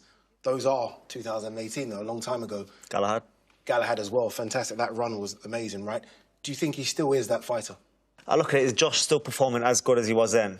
Yeah. Then I think, well, is he not? Why isn't he getting the results he was getting then? And I think it's just style matchup. I think the styles that he had back then favoured him. The styles recently haven't favoured him. I've been ringside, don't forget, his last 3-4 fights. Lopez, I was ringside, and I thought he was unlucky not to get a decision, especially in his hometown. I thought it was a very close fight. It wasn't a fight where he come out and got absolutely battered, was it? And everyone's saying Lopez is the best in the division, by myself. Doesn't look bad now, what Lopez did to Conlon, does it? No, not at all. Yeah, and I was there for the Kiko fight. He got hurt bad.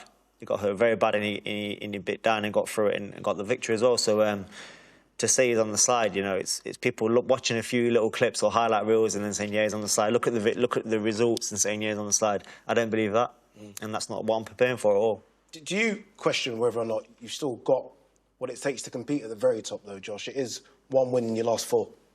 Oh, I don't know, Adam. My back hurts these days when I get out of bed, and I've got a few more greys. My airline starts a few years back these days, but listen, if I listen to the critics, then I would never have got to the level that I've achieved now. Start off slow in my last one, and that's it. I've seen better days. I got battered in parts of that fight, but it was me who finished on top at the end. I still feel like I'm in my prime. I really do. Yeah, I'm feeling top of my game right now. Who's the better boxer? About myself. Yeah? About myself, yeah. I can't do some of the stuff that I've seen Leigh do.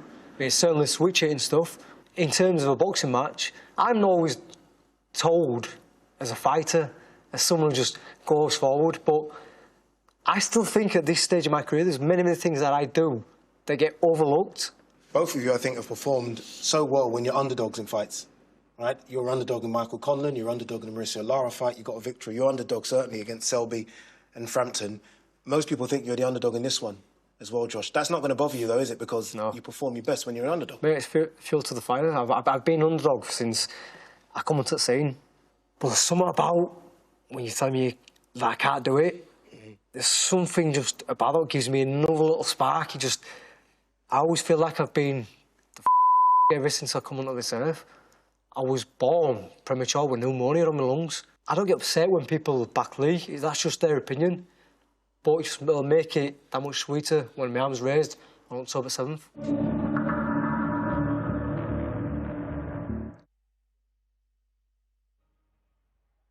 It's a main event. I mean, I cannot wait for that. Nor can the whole of the country, I think, boxing fan-wise anyway. But in a couple of weeks' time, we're in Liverpool, Barry, for Jorge Linares. And I think that's the big question, in with Jack Catterall. How much?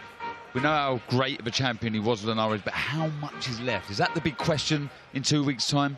Yeah, I think it is. I think it's, it is because, he's not a natural, welterweight or super lightweight, I should say. And he has been around for a very long time at the highest level. But he is a quality operator. He lives a good life. He lives a clean life. And if Jack Catterall comes into this fight thinking he's just going to walk through an old man, with the boxing ability and the ring IQ that Linares has, it could become a really frustrating night for Cattrall. So he has to be sharp. He has to use that southpaw jab. He has to use the fast feet, and he has to make the older man work very, very hard for every round. Yeah. Dorton, how impressed have you been with Jack Cattrall? I mean, he was very, very unlucky against Josh Taylor, wasn't he? But the way he's bounced back, the way he's looked, so impressive. Yeah, and even before I was professional, I used to watch a lot of Jack Cattrall. You know, my dad was the one who used to tell me to study him. You know, the way he moves, his footwork, the thing with Jack, sometimes it doesn't look like he's doing much, but he's very good. He's very good at controlling the pace of the fight. But you know, Cattrall Linares is going to be a great fight, but don't underestimate Linares, because you can see what he's done with the likes of Devin Haney. He's hurt him. The likes of Lomachenko, you know, you can never write him off, because he always comes back and gives us that last performance. Well, you heard it there. Do not write off Jorge Linares. Well, the fights keep coming, and we're ready for our third fight of this Before the Bell segment. Our MC, David Diamante, is ready for the introduction, so let's hand over to him right now. Take this, make sure you hold it to your left, okay? Ladies and gentlemen, from the Sheffield Arena, live on DAZN, we are set to go with a special super bantamweight attraction. Now entering the arena, please welcome Ryan, the Lion Walker.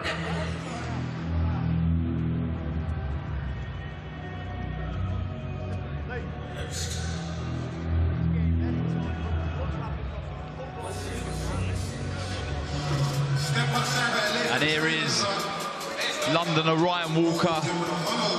He brings experience into this fight, having fought 17 times as a professional, winning 12, losing 5. But the 5 losses have come from tough opponents. He fought for the English title back in 2020. And his last 2 fights have been points defeats when challenging for the Bantam and Super Bantam Southern Area title. He's an all-action fighter who likes to get on the front foot, set a high pace from the beginning. So in my opinion, this has all the ingredients to be a good scrap. No-nonsense character Walker. Serious look as he walks to the ring. We didn't get to see his face at the weigh-in wearing that balaclava, but we can see it here. And he looks like he's completely and utterly up for this contest.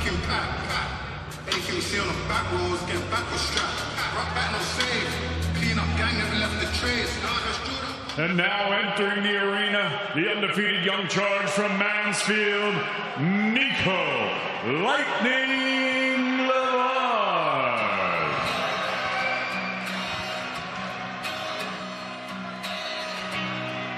And here is Mansfield's 4-0 sharpshooter, Nico Levard. Many, including myself, and I'm sure Barry and Dorton have been impressed with Levard. He's a very intelligent young man, and he transfers that intelligence from outside the ring into it, demonstrating razor sharp defense, quick hands, footwork's brilliant, nice flashy eye-catching combinations. He was extremely disappointed when a clash of heads meant his fight with Angel Chavez was called a technical draw after the ringside doctor called a halt to the contest. Fight in which he started brightly, but since then he has chalked up back-to-back wins, the second of the 2, a very impressive win. Over 6 rounds beating the unbeaten Spaniard, Alberto Motos. Calm, composed, ready for battle. Fist pump for Dalton Smith, gym mate. Trots up the stairs into the ring for his 5th contest as a professional.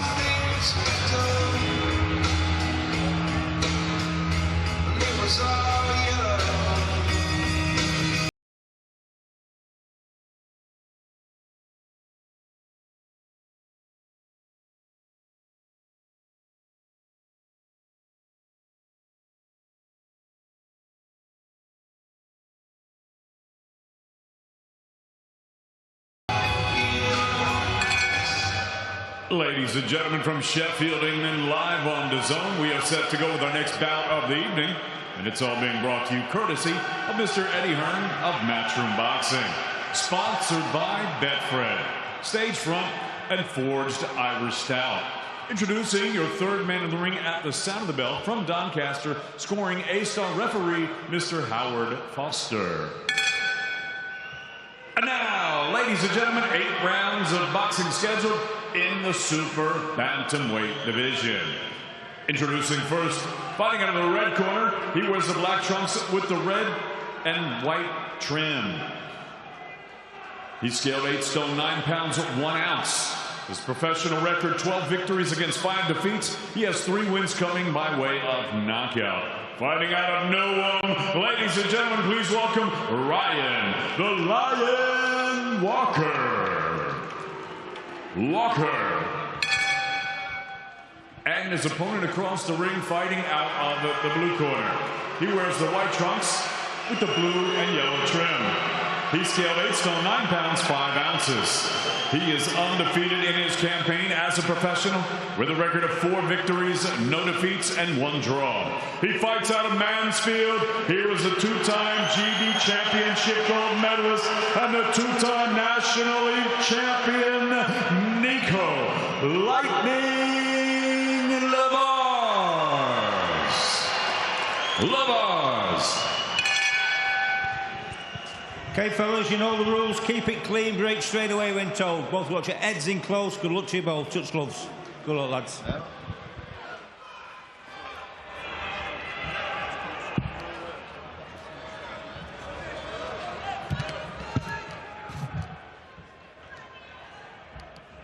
Seconds out, round 1. Here we go, into the final fight of this before the bell segment. An 8th rounder, actually the first 8th rounder for Nico Lavars, in with Londoner Ryan Walker. And I'm pleased to say we have a special guest with us, the new European lightweight champion, Rhiannon Dixon. Rhiannon, how are you? Hi guys, thanks for having me. It's my mic on. Sounds very quiet. I don't know if you can hear Rhiannon, but she's got a big smile on it. Oh, we can hear you, Rhiannon.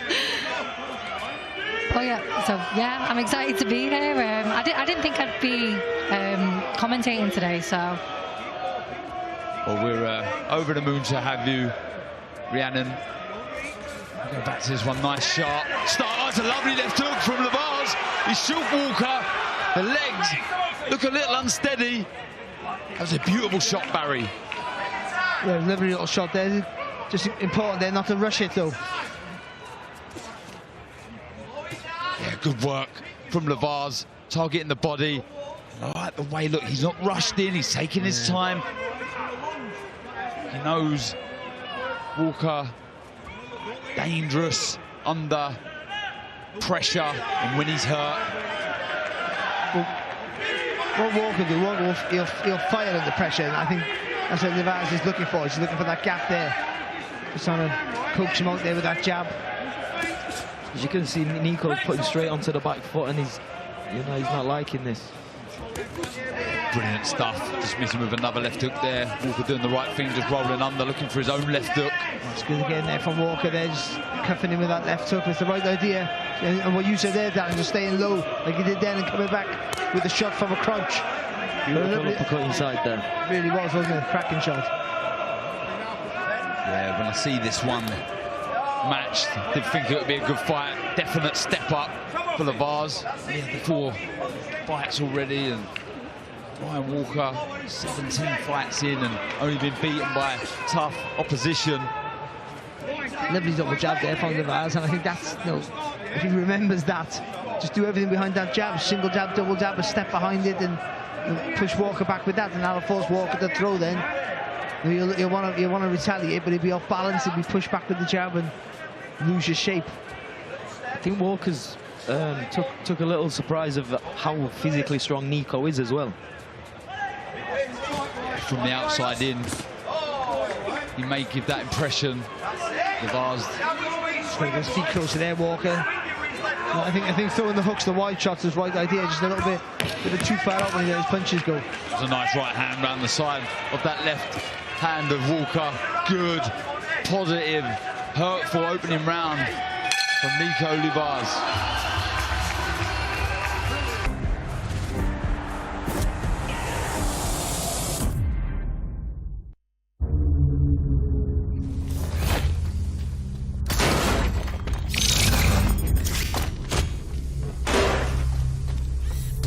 What does the army of the future look like?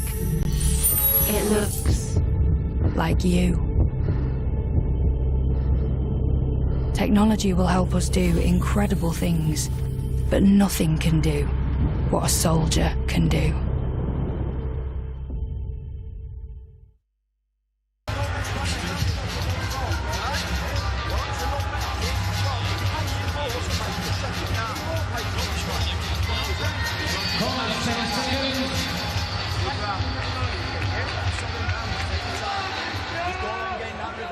Seconds out, round 2. Very impressive opening round from Nico Levars. Apologies for the lack of Rhiannon Dixon. We're just trying to sort out a mic. Sound man is working at the minute, but we'll get back to this contest. Round 2 we go. But again, that's the jab's going to dictate everything for Levars. It's going to make Walker throw from too far out. He's going to have to commit from a distance where he's not comfortable at.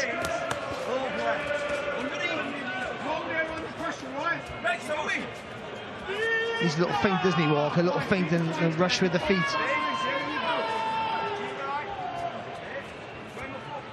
Looks like he's got his senses back. Well, he did halfway through that opening round, Walker. Just having a look, pouring out that lead hand. He's trying to find the range with the right hand. Falling short with it a couple of times. Walker has allowed Levars just fight back with quick counters. So he's just waiting for the shot to come out, Barry, isn't he? Yeah, he's waiting a little bit too long, I think. Levars. So again, that's what I'm saying. The jab's important. Just keeps Walker busy, keeps him off balance, keeps him thinking. You've got to occupy his mind before he's setting up attacks. It's better. When Nico's starting off with the jab, it's blinding Walker. He's a former Southern Area champion, Walker. Won it back in 2019. Beating tough Gypsy Peter Riega. He was Walker's last opponent where he actually lost that title over points. So that experience is evident. That was a lovely right uppercut followed by a left hook. Just a little blink there from Walker as well after that. He felt that. Had a 8-round defeat former world title challenger Paul Butler. Former world champion Paul Butler. Yeah, world champion. Excuse me. From a 2-time world champion Paul Butler. So should we get it right? Let's get it right. So, do you know what it is? You look at that last one with Inoue and you remember that one. But yeah, sorry Paul if you're listening. Good movement there from the Levars. Skips back to centre of the ring. Just tipping his legs as well, and then change the height. Good left hook. And that uppercut, Barry, seems a very, very good shot for Levars. The guard is wide open. Them elbows are wide of Walker. He does crouch down. Good right hand there, though, from Walker. He's being pushed back.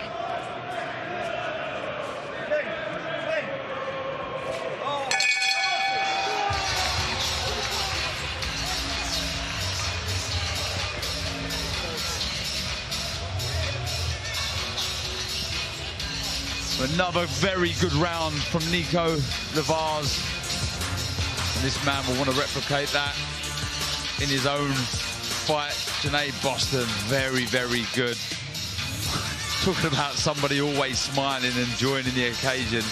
Well, that's certainly this man here, Janae Boston, in with tough Corey McCulloch. No-nonsense Scotsman, always brings it. But this man going from strength to strength. Like I say, very good fight last time out against Ryan Amos, where he would have learned a lot. Composed, he's sharp, he switches. The way he switches. Corners, 10 seconds. Such ease is really, really impressive.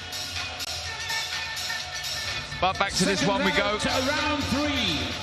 Round 3 between Nico Levars and Ryan Walker, the Londoner, former Southern Area champion. It's been a nice, positive, sharp start from Levars. Showed us good variation with hands and feet, defense, more urgency to his work here. Levaz looks like he's looking to put a bit more pressure. But they've told him in the corner, more pressure for Levaz. Rhiannon, hopefully we've got you now. What are you making of this so far? I really like how Levaz judges the distance. You know, he keeps him on the end of his jab, and you know, I like how your dad as well, he coaches, because sometimes when I'm in the ring, I feel like I want to, and I think, oh my God, I've done it about 7 times now. But I like how your dad's constantly, you know, encouraging him and giving him different things to think about. Has that smile left your face, Rhiannon, after last weekend? I haven't stopped smiling, but no, I can't believe that I've actually done it, to be honest. You know, going from white collar to European champion now. But Anthony's taken my belts home. I haven't actually got them in my house. He's kidnapped them. Yeah. It's the Anthony Crawler show. It's not about me. Well, you didn't just do it, you did it in style. You boxed really well. Against a really good opponent, let's not forget. Given the opportunity, Danders is really hard to beat. Well, back to this one. Enough of the Rhiannon Dixon fanfare. Levaz boxing lovely. Brian Walker trying to get a foothold in this contest. But it's playing into the hands here, isn't it, Levaz? He's just, as much as Walker's trying to come forward, and you've got to commend him for that, but he's walking out the shots here from Levaz. Nico's really relaxed into the pace now. He set the tempo, and you know, he's setting the pace. You can see the focus in the eyes of Levaz. Tucking up nicely there, and Walker onto a nice stiff jab. Oh, nice uppercut there from Levaz. And that's the shot, isn't it, Barry? You can see the guard is wide open, those elbows. And he crouches down, Walker. He has to be careful. Oh, there's that right uppercut. Beautiful shot from Levaz. That is certainly the shot. He's low, he crouches down, the elbows are wide, and that's allowing Levaz to find the target with that uppercut. I tell you what, Levaz is showing he takes a good shot, because Walker's just hitting the really big right hand just before he landed with that uppercut of his own. That's better from Walker. They just relax the shoulders a bit, get a bit more lateral movement than you before you advance.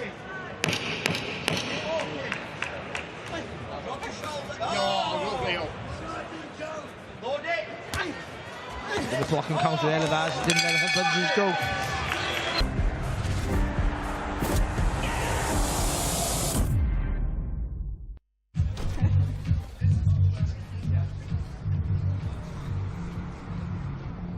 Have you been there? Been places no one should go? If you've been there, then you know. There's no such thing as solo. Wherever you go, we go. Every step, every wall, every climb. We always have your back. Fight match, you know what I'm saying to you?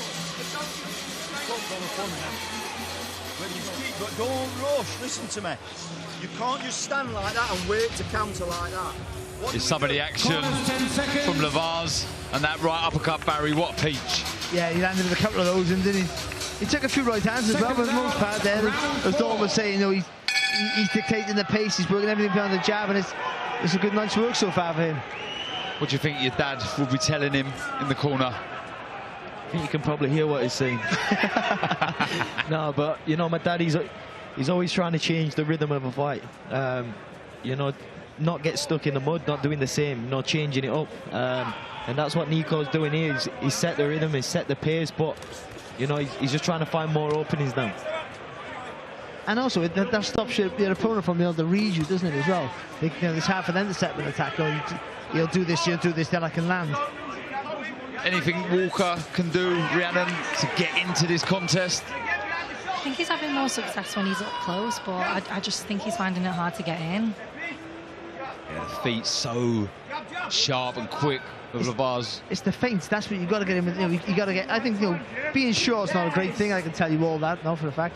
But you two next to me are not that tall either, by the way. But it's you know, you get lower. You get lower. It's harder to punch accurate. To be really accurate when you punch it down. Get nice and low. Get that the more relaxing shoulders. Get some movements. Feint a lot. Feint, and then attack.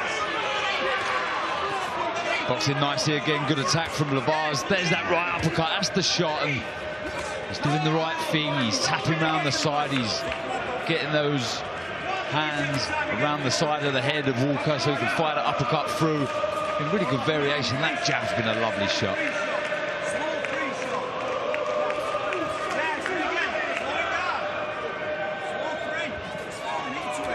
I think what the best advice for Walker would be is to try and meet Lavaz with a shot, you know, try and trade with the younger man, but we've seen Lavaz already catching him with that left hook and hurting him. And again, it's what Rhiannon said. He's got to get closer. You know, trying to punch when he's punching, but you're going to be too far out with the guy with a longer reach.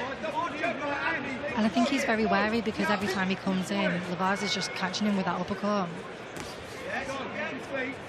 He's the second best at the minute, using his feet well there though to avoid the shots of Lavaz. A nice right hand over the top. He's back on the jab. Comfortable on the back foot as well, Lavaz, isn't he, Barry? Yeah, no, you got lovely balance.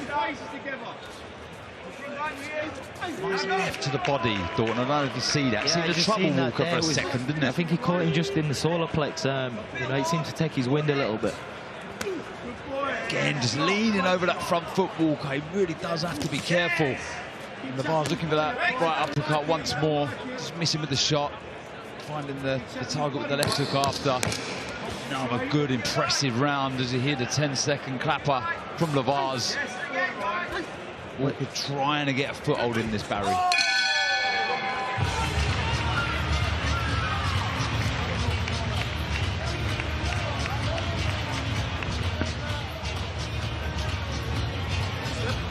That's good, but you got to put it on this kid a little bit. He ain't been in with someone as experienced as you. Listen to me.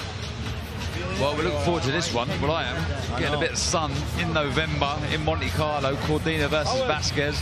Watch his head, he's complaining about Really his looking head. forward to Joe. Always do. Very good fighter, Cordina. Been in two brilliant fights back to back. You're a massive fan, Barry. I know you are. Being a Cardiff native yourself. Well, I was Cardiff's last world champion for 25 years, and then that little scoundrel. Don't give him a rhythm. But you know, it was one of the most proudest moments in boxing for me. It was fantastic. You know, the way he performed was just tremendous. Don't forget. Boom, boom. There, both hands. Hey.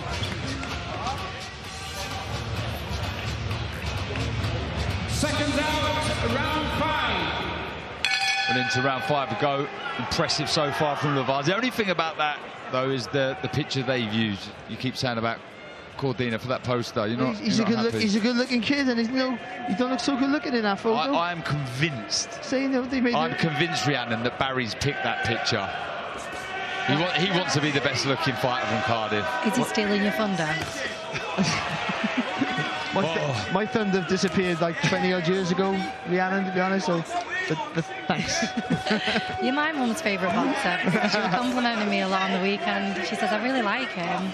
Well, listen, I'm not complimenting anyone. I'm saying what I see, and you know, you boxed really well. You controlled. It was you were up against a really, compact and accomplished fighter, and you school and you didn't make it. It wasn't easy, but you were beautiful combination. More than comfortable.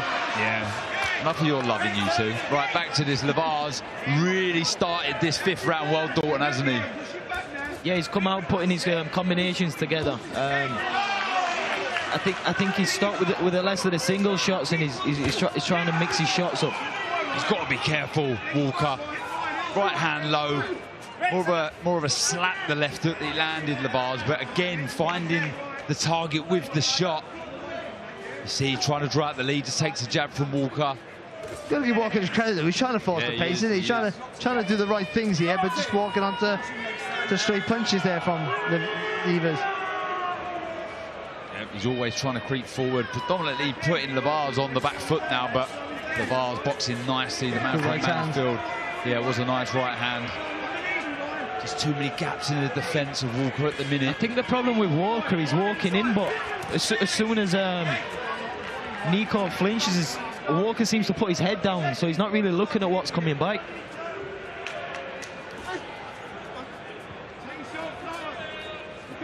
Yes, huge credit to Walker. Really starting to force the pace now. Putting Lavaz on the back foot. But with that, though, there's always that caveat to that. You're forcing the pace, you're going to rush your work, and you're going to walk onto quality shots.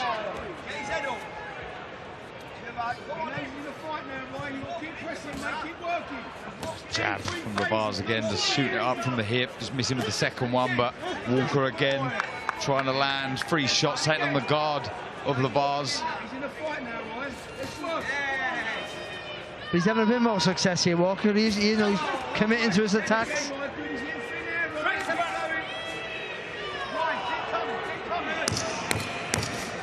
Oh, it's good work there from Levers. Oh, it's that left hook again, Barry. Beautiful shot.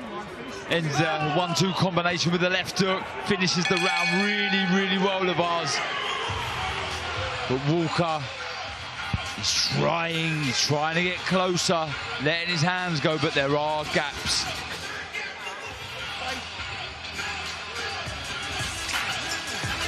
Here is potentially Leeds' next star, Hopey Price, fighting Conor Coggill, an eliminator for the British title. Another fighter that's been nice and calm this week. He spoke about being levels above Coggill, saying his amateur pedigree and what he's done as a pro will be the difference. Trained by Dave Caldwell. He's edging closer to one of his dreams, a step on the ladder of fighting for the British title. Seconds out, round 6. 6th round in this fight that's starting to get a little intriguing, just with Walker trying to get closer, but in the main it's been Lavaz boxing nicely on the back foot, finding those sharp, hurtful counters. That right uppercut looks another good shot, and so does that left hook, Barry. Yeah, it's lovely. That was there 1-2 there, and he just slid back to find range for that left hook there, Lavaz. He's boxing well, he is, because Walker's tried to increase the pace a little bit the last couple of rounds. And Lavaz has stayed nice and controlled. Not panicked under any little bit of pressure. Still trying to get his work together. That's good right hand, left hook. It brings a good amateur pedigree into this fight, Lavaz, as well as an unbeaten record as a pro, won the Haringey Box Cup in 2017. But this is his first 8-rounder, like we say. Walker has been there, done it all before, so can he start pushing the pace, making Lavaz fill these rounds? The jab's been lovely tonight from Lavaz, really has. Yep, sharp, accurate, variation. Powerful. See it there, see he just steps with it as well. He brings the body weight into the shot.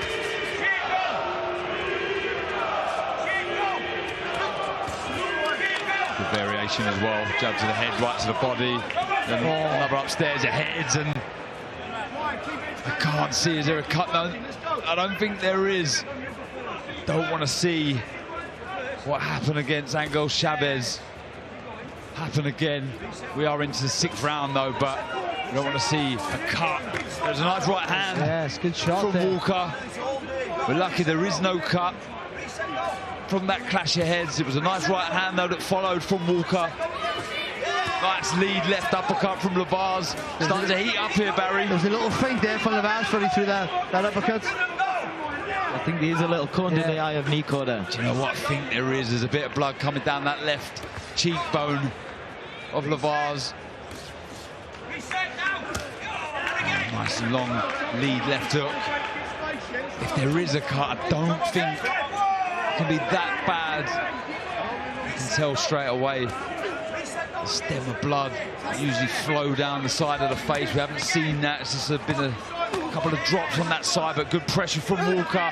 Good defense though. He's tucking up well, Lavaz. I think there may be a cut on both eyes. Both fighters, just on the side of the right eye as well. And a fight that was going so comfortably for Lavaz. I wouldn't say it's turning, but it's really spurred on Walker. Now 2 cuts to Lavaz. That's really spurred on the Londoner.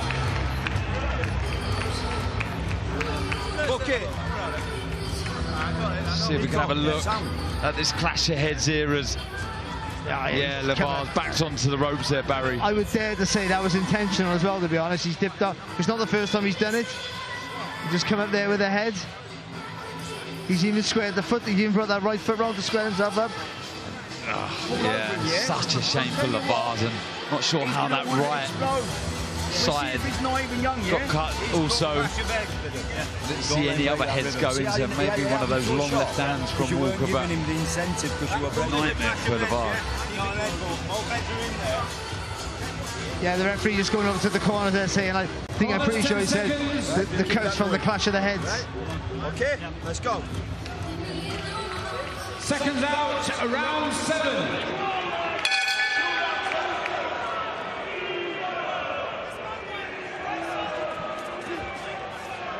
Yeah, and a spurred on Ryan Walker, jumps straight out, centre of the ring.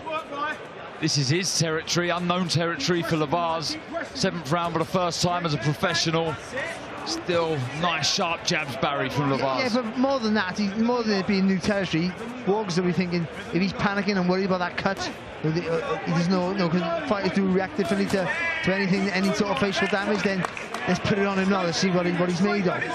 So I think for the energy for Walker now needs to be full up and really needs to put the foot on the gas and just try and make it uncomfortable here for Levar's. He's crouching down, Walker, tapping that jab to the body, trying to look for that right hand to the body, then over the top. He's doing the right thing, Walker. He's trying to get that reaction, drop the hands with the body shots, but walks onto a lovely right hand from Levar's. Beautiful shot. As he just turns and moves to the centre of the ring. That was smart from Levar's. Left hook with a low right hand. The heads come close together again. Got to be careful. There was a left hook that come in there as the right hand of Levar's was low. Worse than that looking cut. really bad on his eye now. Oh, good shot there from Walker. Again, though, see when you see blood, it gives you a bit of more, spurs you on a bit, doesn't it? Make sure it makes you panic if you're cut and your opponent a bit more energy in his work. But this is really, like I say, giving Walker a kick up the backside. It's really got him going. Still, Levar's landing some good shots on the back foot, but the pressure really building from Walker now, Dalton. Yeah, I think, the blood's definitely spurred Walker on, but, I think Nico's very comfortable here because he's just sat on the back foot, waiting for Walker to come in and land as he falls short. Really heating up here. There was a lovely three-shot combination from Levar. It was a right uppercut left to the body, then a right upstairs. He took it well, Walker, and he started firing back with his own, misses with a right to the body. I mean, you can't knock Walker's heart. He's caught with the pressure here well, though, isn't he, Levers? Yeah, definitely. It seems like obviously the blood is spurring Walker on, but he just keeps on walking onto shots. Nico looks comfortable.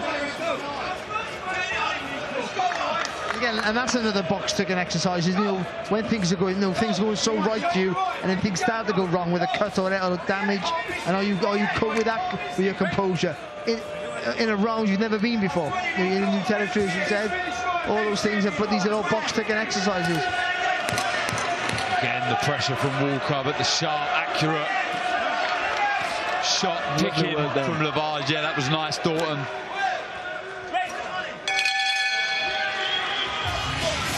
Well, that all sets up a lovely final 8th round in this contest.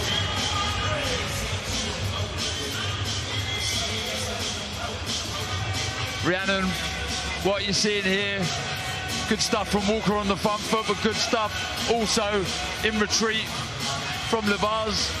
Yeah, I think it's a good learning fight as well, like you said, Barry. He's dealing with a cut. He's not been this distance before, and yeah, he's dealing with it really well. That looks a pretty bad cut as well. Boom, boom. If anyone can sort it out, it's Jamie Sheldon. And if you get sorted out my nose last week. Yeah, skip on, boom, boom. Corners 10 seconds.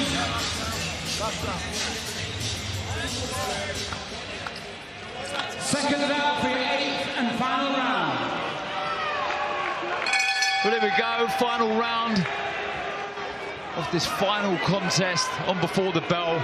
And it's been a good contest. Nice, sharp, lively start from Levar's, but back come Walker. There was a clash of heads that caused the cut on Levar's, and that spurred on Walker, who again meets Levar's in the centre ring and starts to push back the man from Mansfield, but Again, that jab, right hand impressive, but that's a nice long left hook from Walker. Yeah, it was sharp when he threw a right hand there, Livaz, and then the real quick counter with the left hook there from Walker. It's been good for Livaz because he's been sharp in every round where Walker, especially the second half of the fight, where Walker's tried to increase the pace a little bit more and try to make it uncomfortable here for Livaz, but I think he's coped with it really well in every sort of facet. I think you said the right thing there, Barry. They're box ticked, aren't they? Everything you want to gain. Look, he doesn't want to be cut here as he was against Chavez, but still, he's under pressure. He's having to deal with things for the first time, including the distance, etc. Well, we've got two boxers here now. You know what it's like. Rhiannon as well. That was just their second 10-rounder. Yeah, I'm second. You know what I mean? But you think you know you're going to react, but you don't know what's going to happen until round 9, the bell rings, do you really? Yeah, no. You think you've got all this energy, and then it gets to round 10, and you think, where have my legs gone? This is good work from Walker. It was a lazy jab to the body from Livaz and backfired the Londoner with a big right hand over the top. Well, here comes Livaz. That's livened him up, Barry. And look at the spin there as well. He threw a nice little combination, little pivot on the front foot. Oh, listen, Walker really is that, the total step up for next levels to see where Livaz is going to go, and this is the contest that you wanted him to have. You can go back off this, you can see mistakes, you can see good things he's done, but also his will, his temperament, his toughness have been sort of mini tested tonight. And only in his 5th fight, it was a big step up against a former Southern Area champion, like we say. Learning all the time. Oh, that was a nice right hand from Livaz, but good. Yeah, and then the left hand put Walker on his heels. Yeah. But look at Walker though, he takes the shots and starts swinging away. Yeah, there was a good right hand from Walker in there too. Well, you're all made of tough stuff in that gym. Thornton and Nico Livaz showing us his toughness here. That's it, and I think sometimes it's good to get the 8 rounds under your belt. You learn a lot more from these fights, and like I say, he's won it comfortable, and he's proved that he can, stay composed with two pretty bad cuts as well. Well, he's tried Walker, he's forced the action, certainly in the last few rounds, really pushing Livaz back, walking onto shots, but landing some big shots. The cuts will be a nightmare for Livaz. He'll be gutted because one thing you want as a young fighter is to be busy, to be active, and that will stop him for a little while. Smiles all round. Walker game as they come, Barry. He really was, and I think that's a fight where Livaz takes so much out of that. Grant Smith's got loads of stuff to work on with him as well, and you can show him that fight and say, look what you did when you didn't do that, look what happened, look what you did when you did do this, how well things worked for you. But also he showed that any little bit of adversity, he fired back. He showed a really good solid jab. And I'd say it was clear without being comfortable. Yeah. I think those last 2 rounds weren't comfortable for him because of the cut, and that gave Walker that little bit of a lease of life to really come forward and try and commit to it. But Livaz, Rhiannon was always a step ahead, I feel. Yeah, he was always a step ahead. His footwork, I think, won him that fight as well. You've all got really good footwork in that gym, so I don't know whether you do like dance lessons or something. You don't want to see my dancing skills. No, I don't either. Well, actually, now you mention it, we do. No, we'll leave them ones. But there he is. We are big on the footwork drills, and we've always done it for me being young. So, well, very entertaining closer on before the bell. David Diamante is in the centre of the ring. He has the decision. So let's hand over to our MC, David Diamante. Ladies and gentlemen, after 8 rounds here in Sheffield, we go to referee Howard Foster's scorecard. It reads 79-73. But your winner, he's still undefeated, Nico Lightning Livaz. Well, Livaz moves on, and he would have gained a lot of experience there, in with a very experienced fighter in Ryan Walker, who come on strong, suffered 2 cuts, unfortunately. But he can be extremely proud of himself. They both can. They both were part of a good closing contest on before the bell. All smiles there from Team Livaz. Manager Leigh in the middle next to his charge. pat on the back from your dad, Grant Smith. And he'll move on, Levars. A more experienced fighter after that. Demonstrated a lot of good, accurate, sharp, crisp counter-punching. The footwork was very good. The jab was on point. As he steps over to our reporter, Jamie Word, we can hear from the victor, from Mansfield, Nico Levars. Nico, congratulations. Firstly, what a great fight. 8 rounds banked for the first time as well. You've been cut, you've come through it against what was a really solid step up for you tonight. How would you sum up what we've just seen through 8 rounds this evening? No, it was a good learning fight. You know, obviously, I've been saying all week and saying in the build-up that it's not an easy fight. We don't take easy fights. We work hard in the gym, and then we test where I am when I fight and see if I can put in what we've been doing in the gym into the fight. And I have done tonight, and obviously, getting cut early on and not being able to see out an eye, and you know the head clashes and it being quite a dirty fight. Got to keep my composure and keep on it, and even having the composure to defend and attack even when I can't really see anything is a learning experience in itself, and one I've come through. Let's just talk through some key moments in that fight. Firstly, the first round, you landed a brilliant left hook and you hurt him. What was the message from Grant? Because it looked as if he told you just to stay patient and not try and rush in after that. Yeah, just to chill out. So obviously it's my first 8 rounder against a good, tough kid. You know, I'm 5 fights in, I'm fighting lads with 3 times my experience with winning records. They're not going to lie down because I've hurt him, and he didn't. You know, he's a tough lad, older, stronger, but I kept composed and cooked in the second round, and you know, hampered my vision a bit. And obviously throughout the fight, it's something you've got to be mindful of, because obviously you've got to see the shots coming. But I kept calm, kept to the plan, and we came through it. And you know, hopefully many more fights where I can show out what I'm about and show how much I'm learning, because Matchroom my men of the words, and they said, come through this, another big test, contract on the table by next week. So I've done my part. We'll grab a word with Eddie in just a second. Just a final one on the head clash, because you've got bad memories, Nico, with head clashes. We know you have that one technical draw on your record. It seemed that when Walker saw the blood that he almost got a bit of a burst in confidence. Did you notice that as well? Yeah, of course you are. You know, when you're not really had much luck in the fight and then you see your opponent's caught, you think, oh, this might be my time to turn the tides. But I kept calm and I kept to the plan. And even if I've got one eye, I've still outboxed people.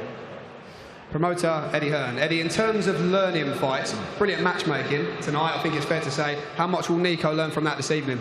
Yeah, it's the kind of fight you want. You know, he's fought a lot of international opponents, but to have a good domestic fight where it's rough and tough, bad cuts on both eyes, that's unfortunately probably his lot for the year. It'll be early next year for the comeback now, but he's had a decent run after a spell of inactivity with bad luck and injury. So I think the kind of fight you need to go through before you go through the gears to 10 rounds. He's a good talent, still young, still learning. Go back, get stitched up.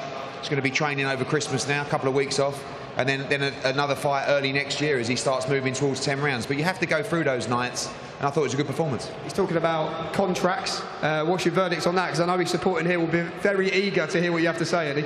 Yeah, I mean, we see him as one of the team anyway. No problem making that official. You know, he's with Dalton and Grant, and you know, they're part of the family as well. And obviously with Leigh Wood, he's sort of been on the coattails, and as Leigh Wood fights tonight and how many fights he's got left, we need another star from that area. Mansfield, everybody from Mansfield supporting Nico Levars, and you know, Nottingham as well. So I think he's got a good future. Tonight was a tough night at the office, but a valuable one in terms of experience. Nico, final one from you. I know Grant's had to run backstage because Junaid in action very shortly. We've got Dalton Smith on the commentary desk tonight. Very complimentary of your dedication. When you look at the atmosphere in that gym, alongside the likes of Sonny Edwards as well, how important and crucial is that to your development right now at this stage of your journey? I'm always learning. You know, I'm always critical of myself, always trying to improve and to pick up things from other people. And I'll be the first one tonight to go back and look where I could have done better tonight and improve. And whether it's a good performance or not, I know I can always get something better out of myself, and I will do next time. Nico Levars, great learning fight. Congratulations to you. Onwards and upwards. Well done.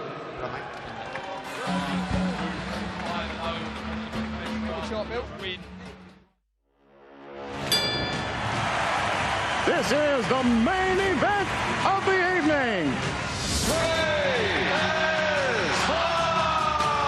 It's Judgment Day. The biggest crossover boxing event in history. Rocha looking calm, cool, collected. Amanda is on fire tonight.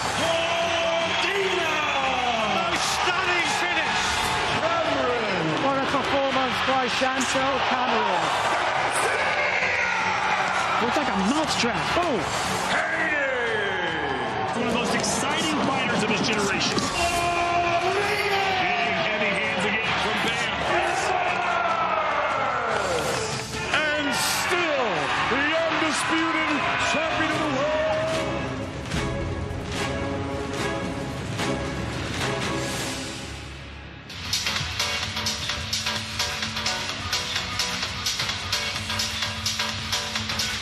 Well, this is what we've had on before the bell this evening.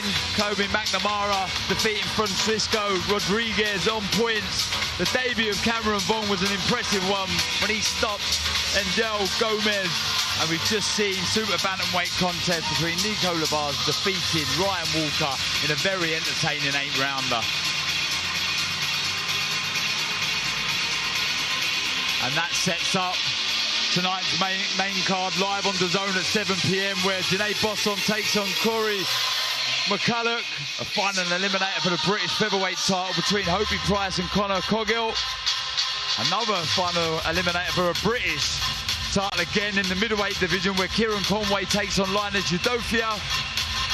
And then the WBA and WBO World Super Welterweight titles between Terry Harper and Cecilia Brackhurst.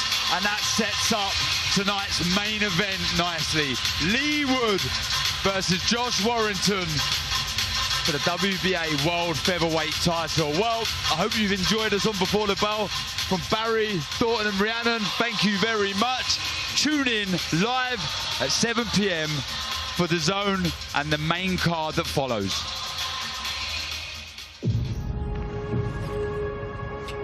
Leaving home doesn't mean you're leaving alone. Leaving home doesn't mean you become a stranger. In fact, wherever you go, they will follow. Follow through the mist that rolls in from the trench. They will march on together. Until they meet Nottingham, Leeds, Wood, He's having success! It's over! It's all over! Warrington. Glory returns to Leeds and to Josh Warrington. Face to face, in the battleground, in the middle ground. There's no turning back.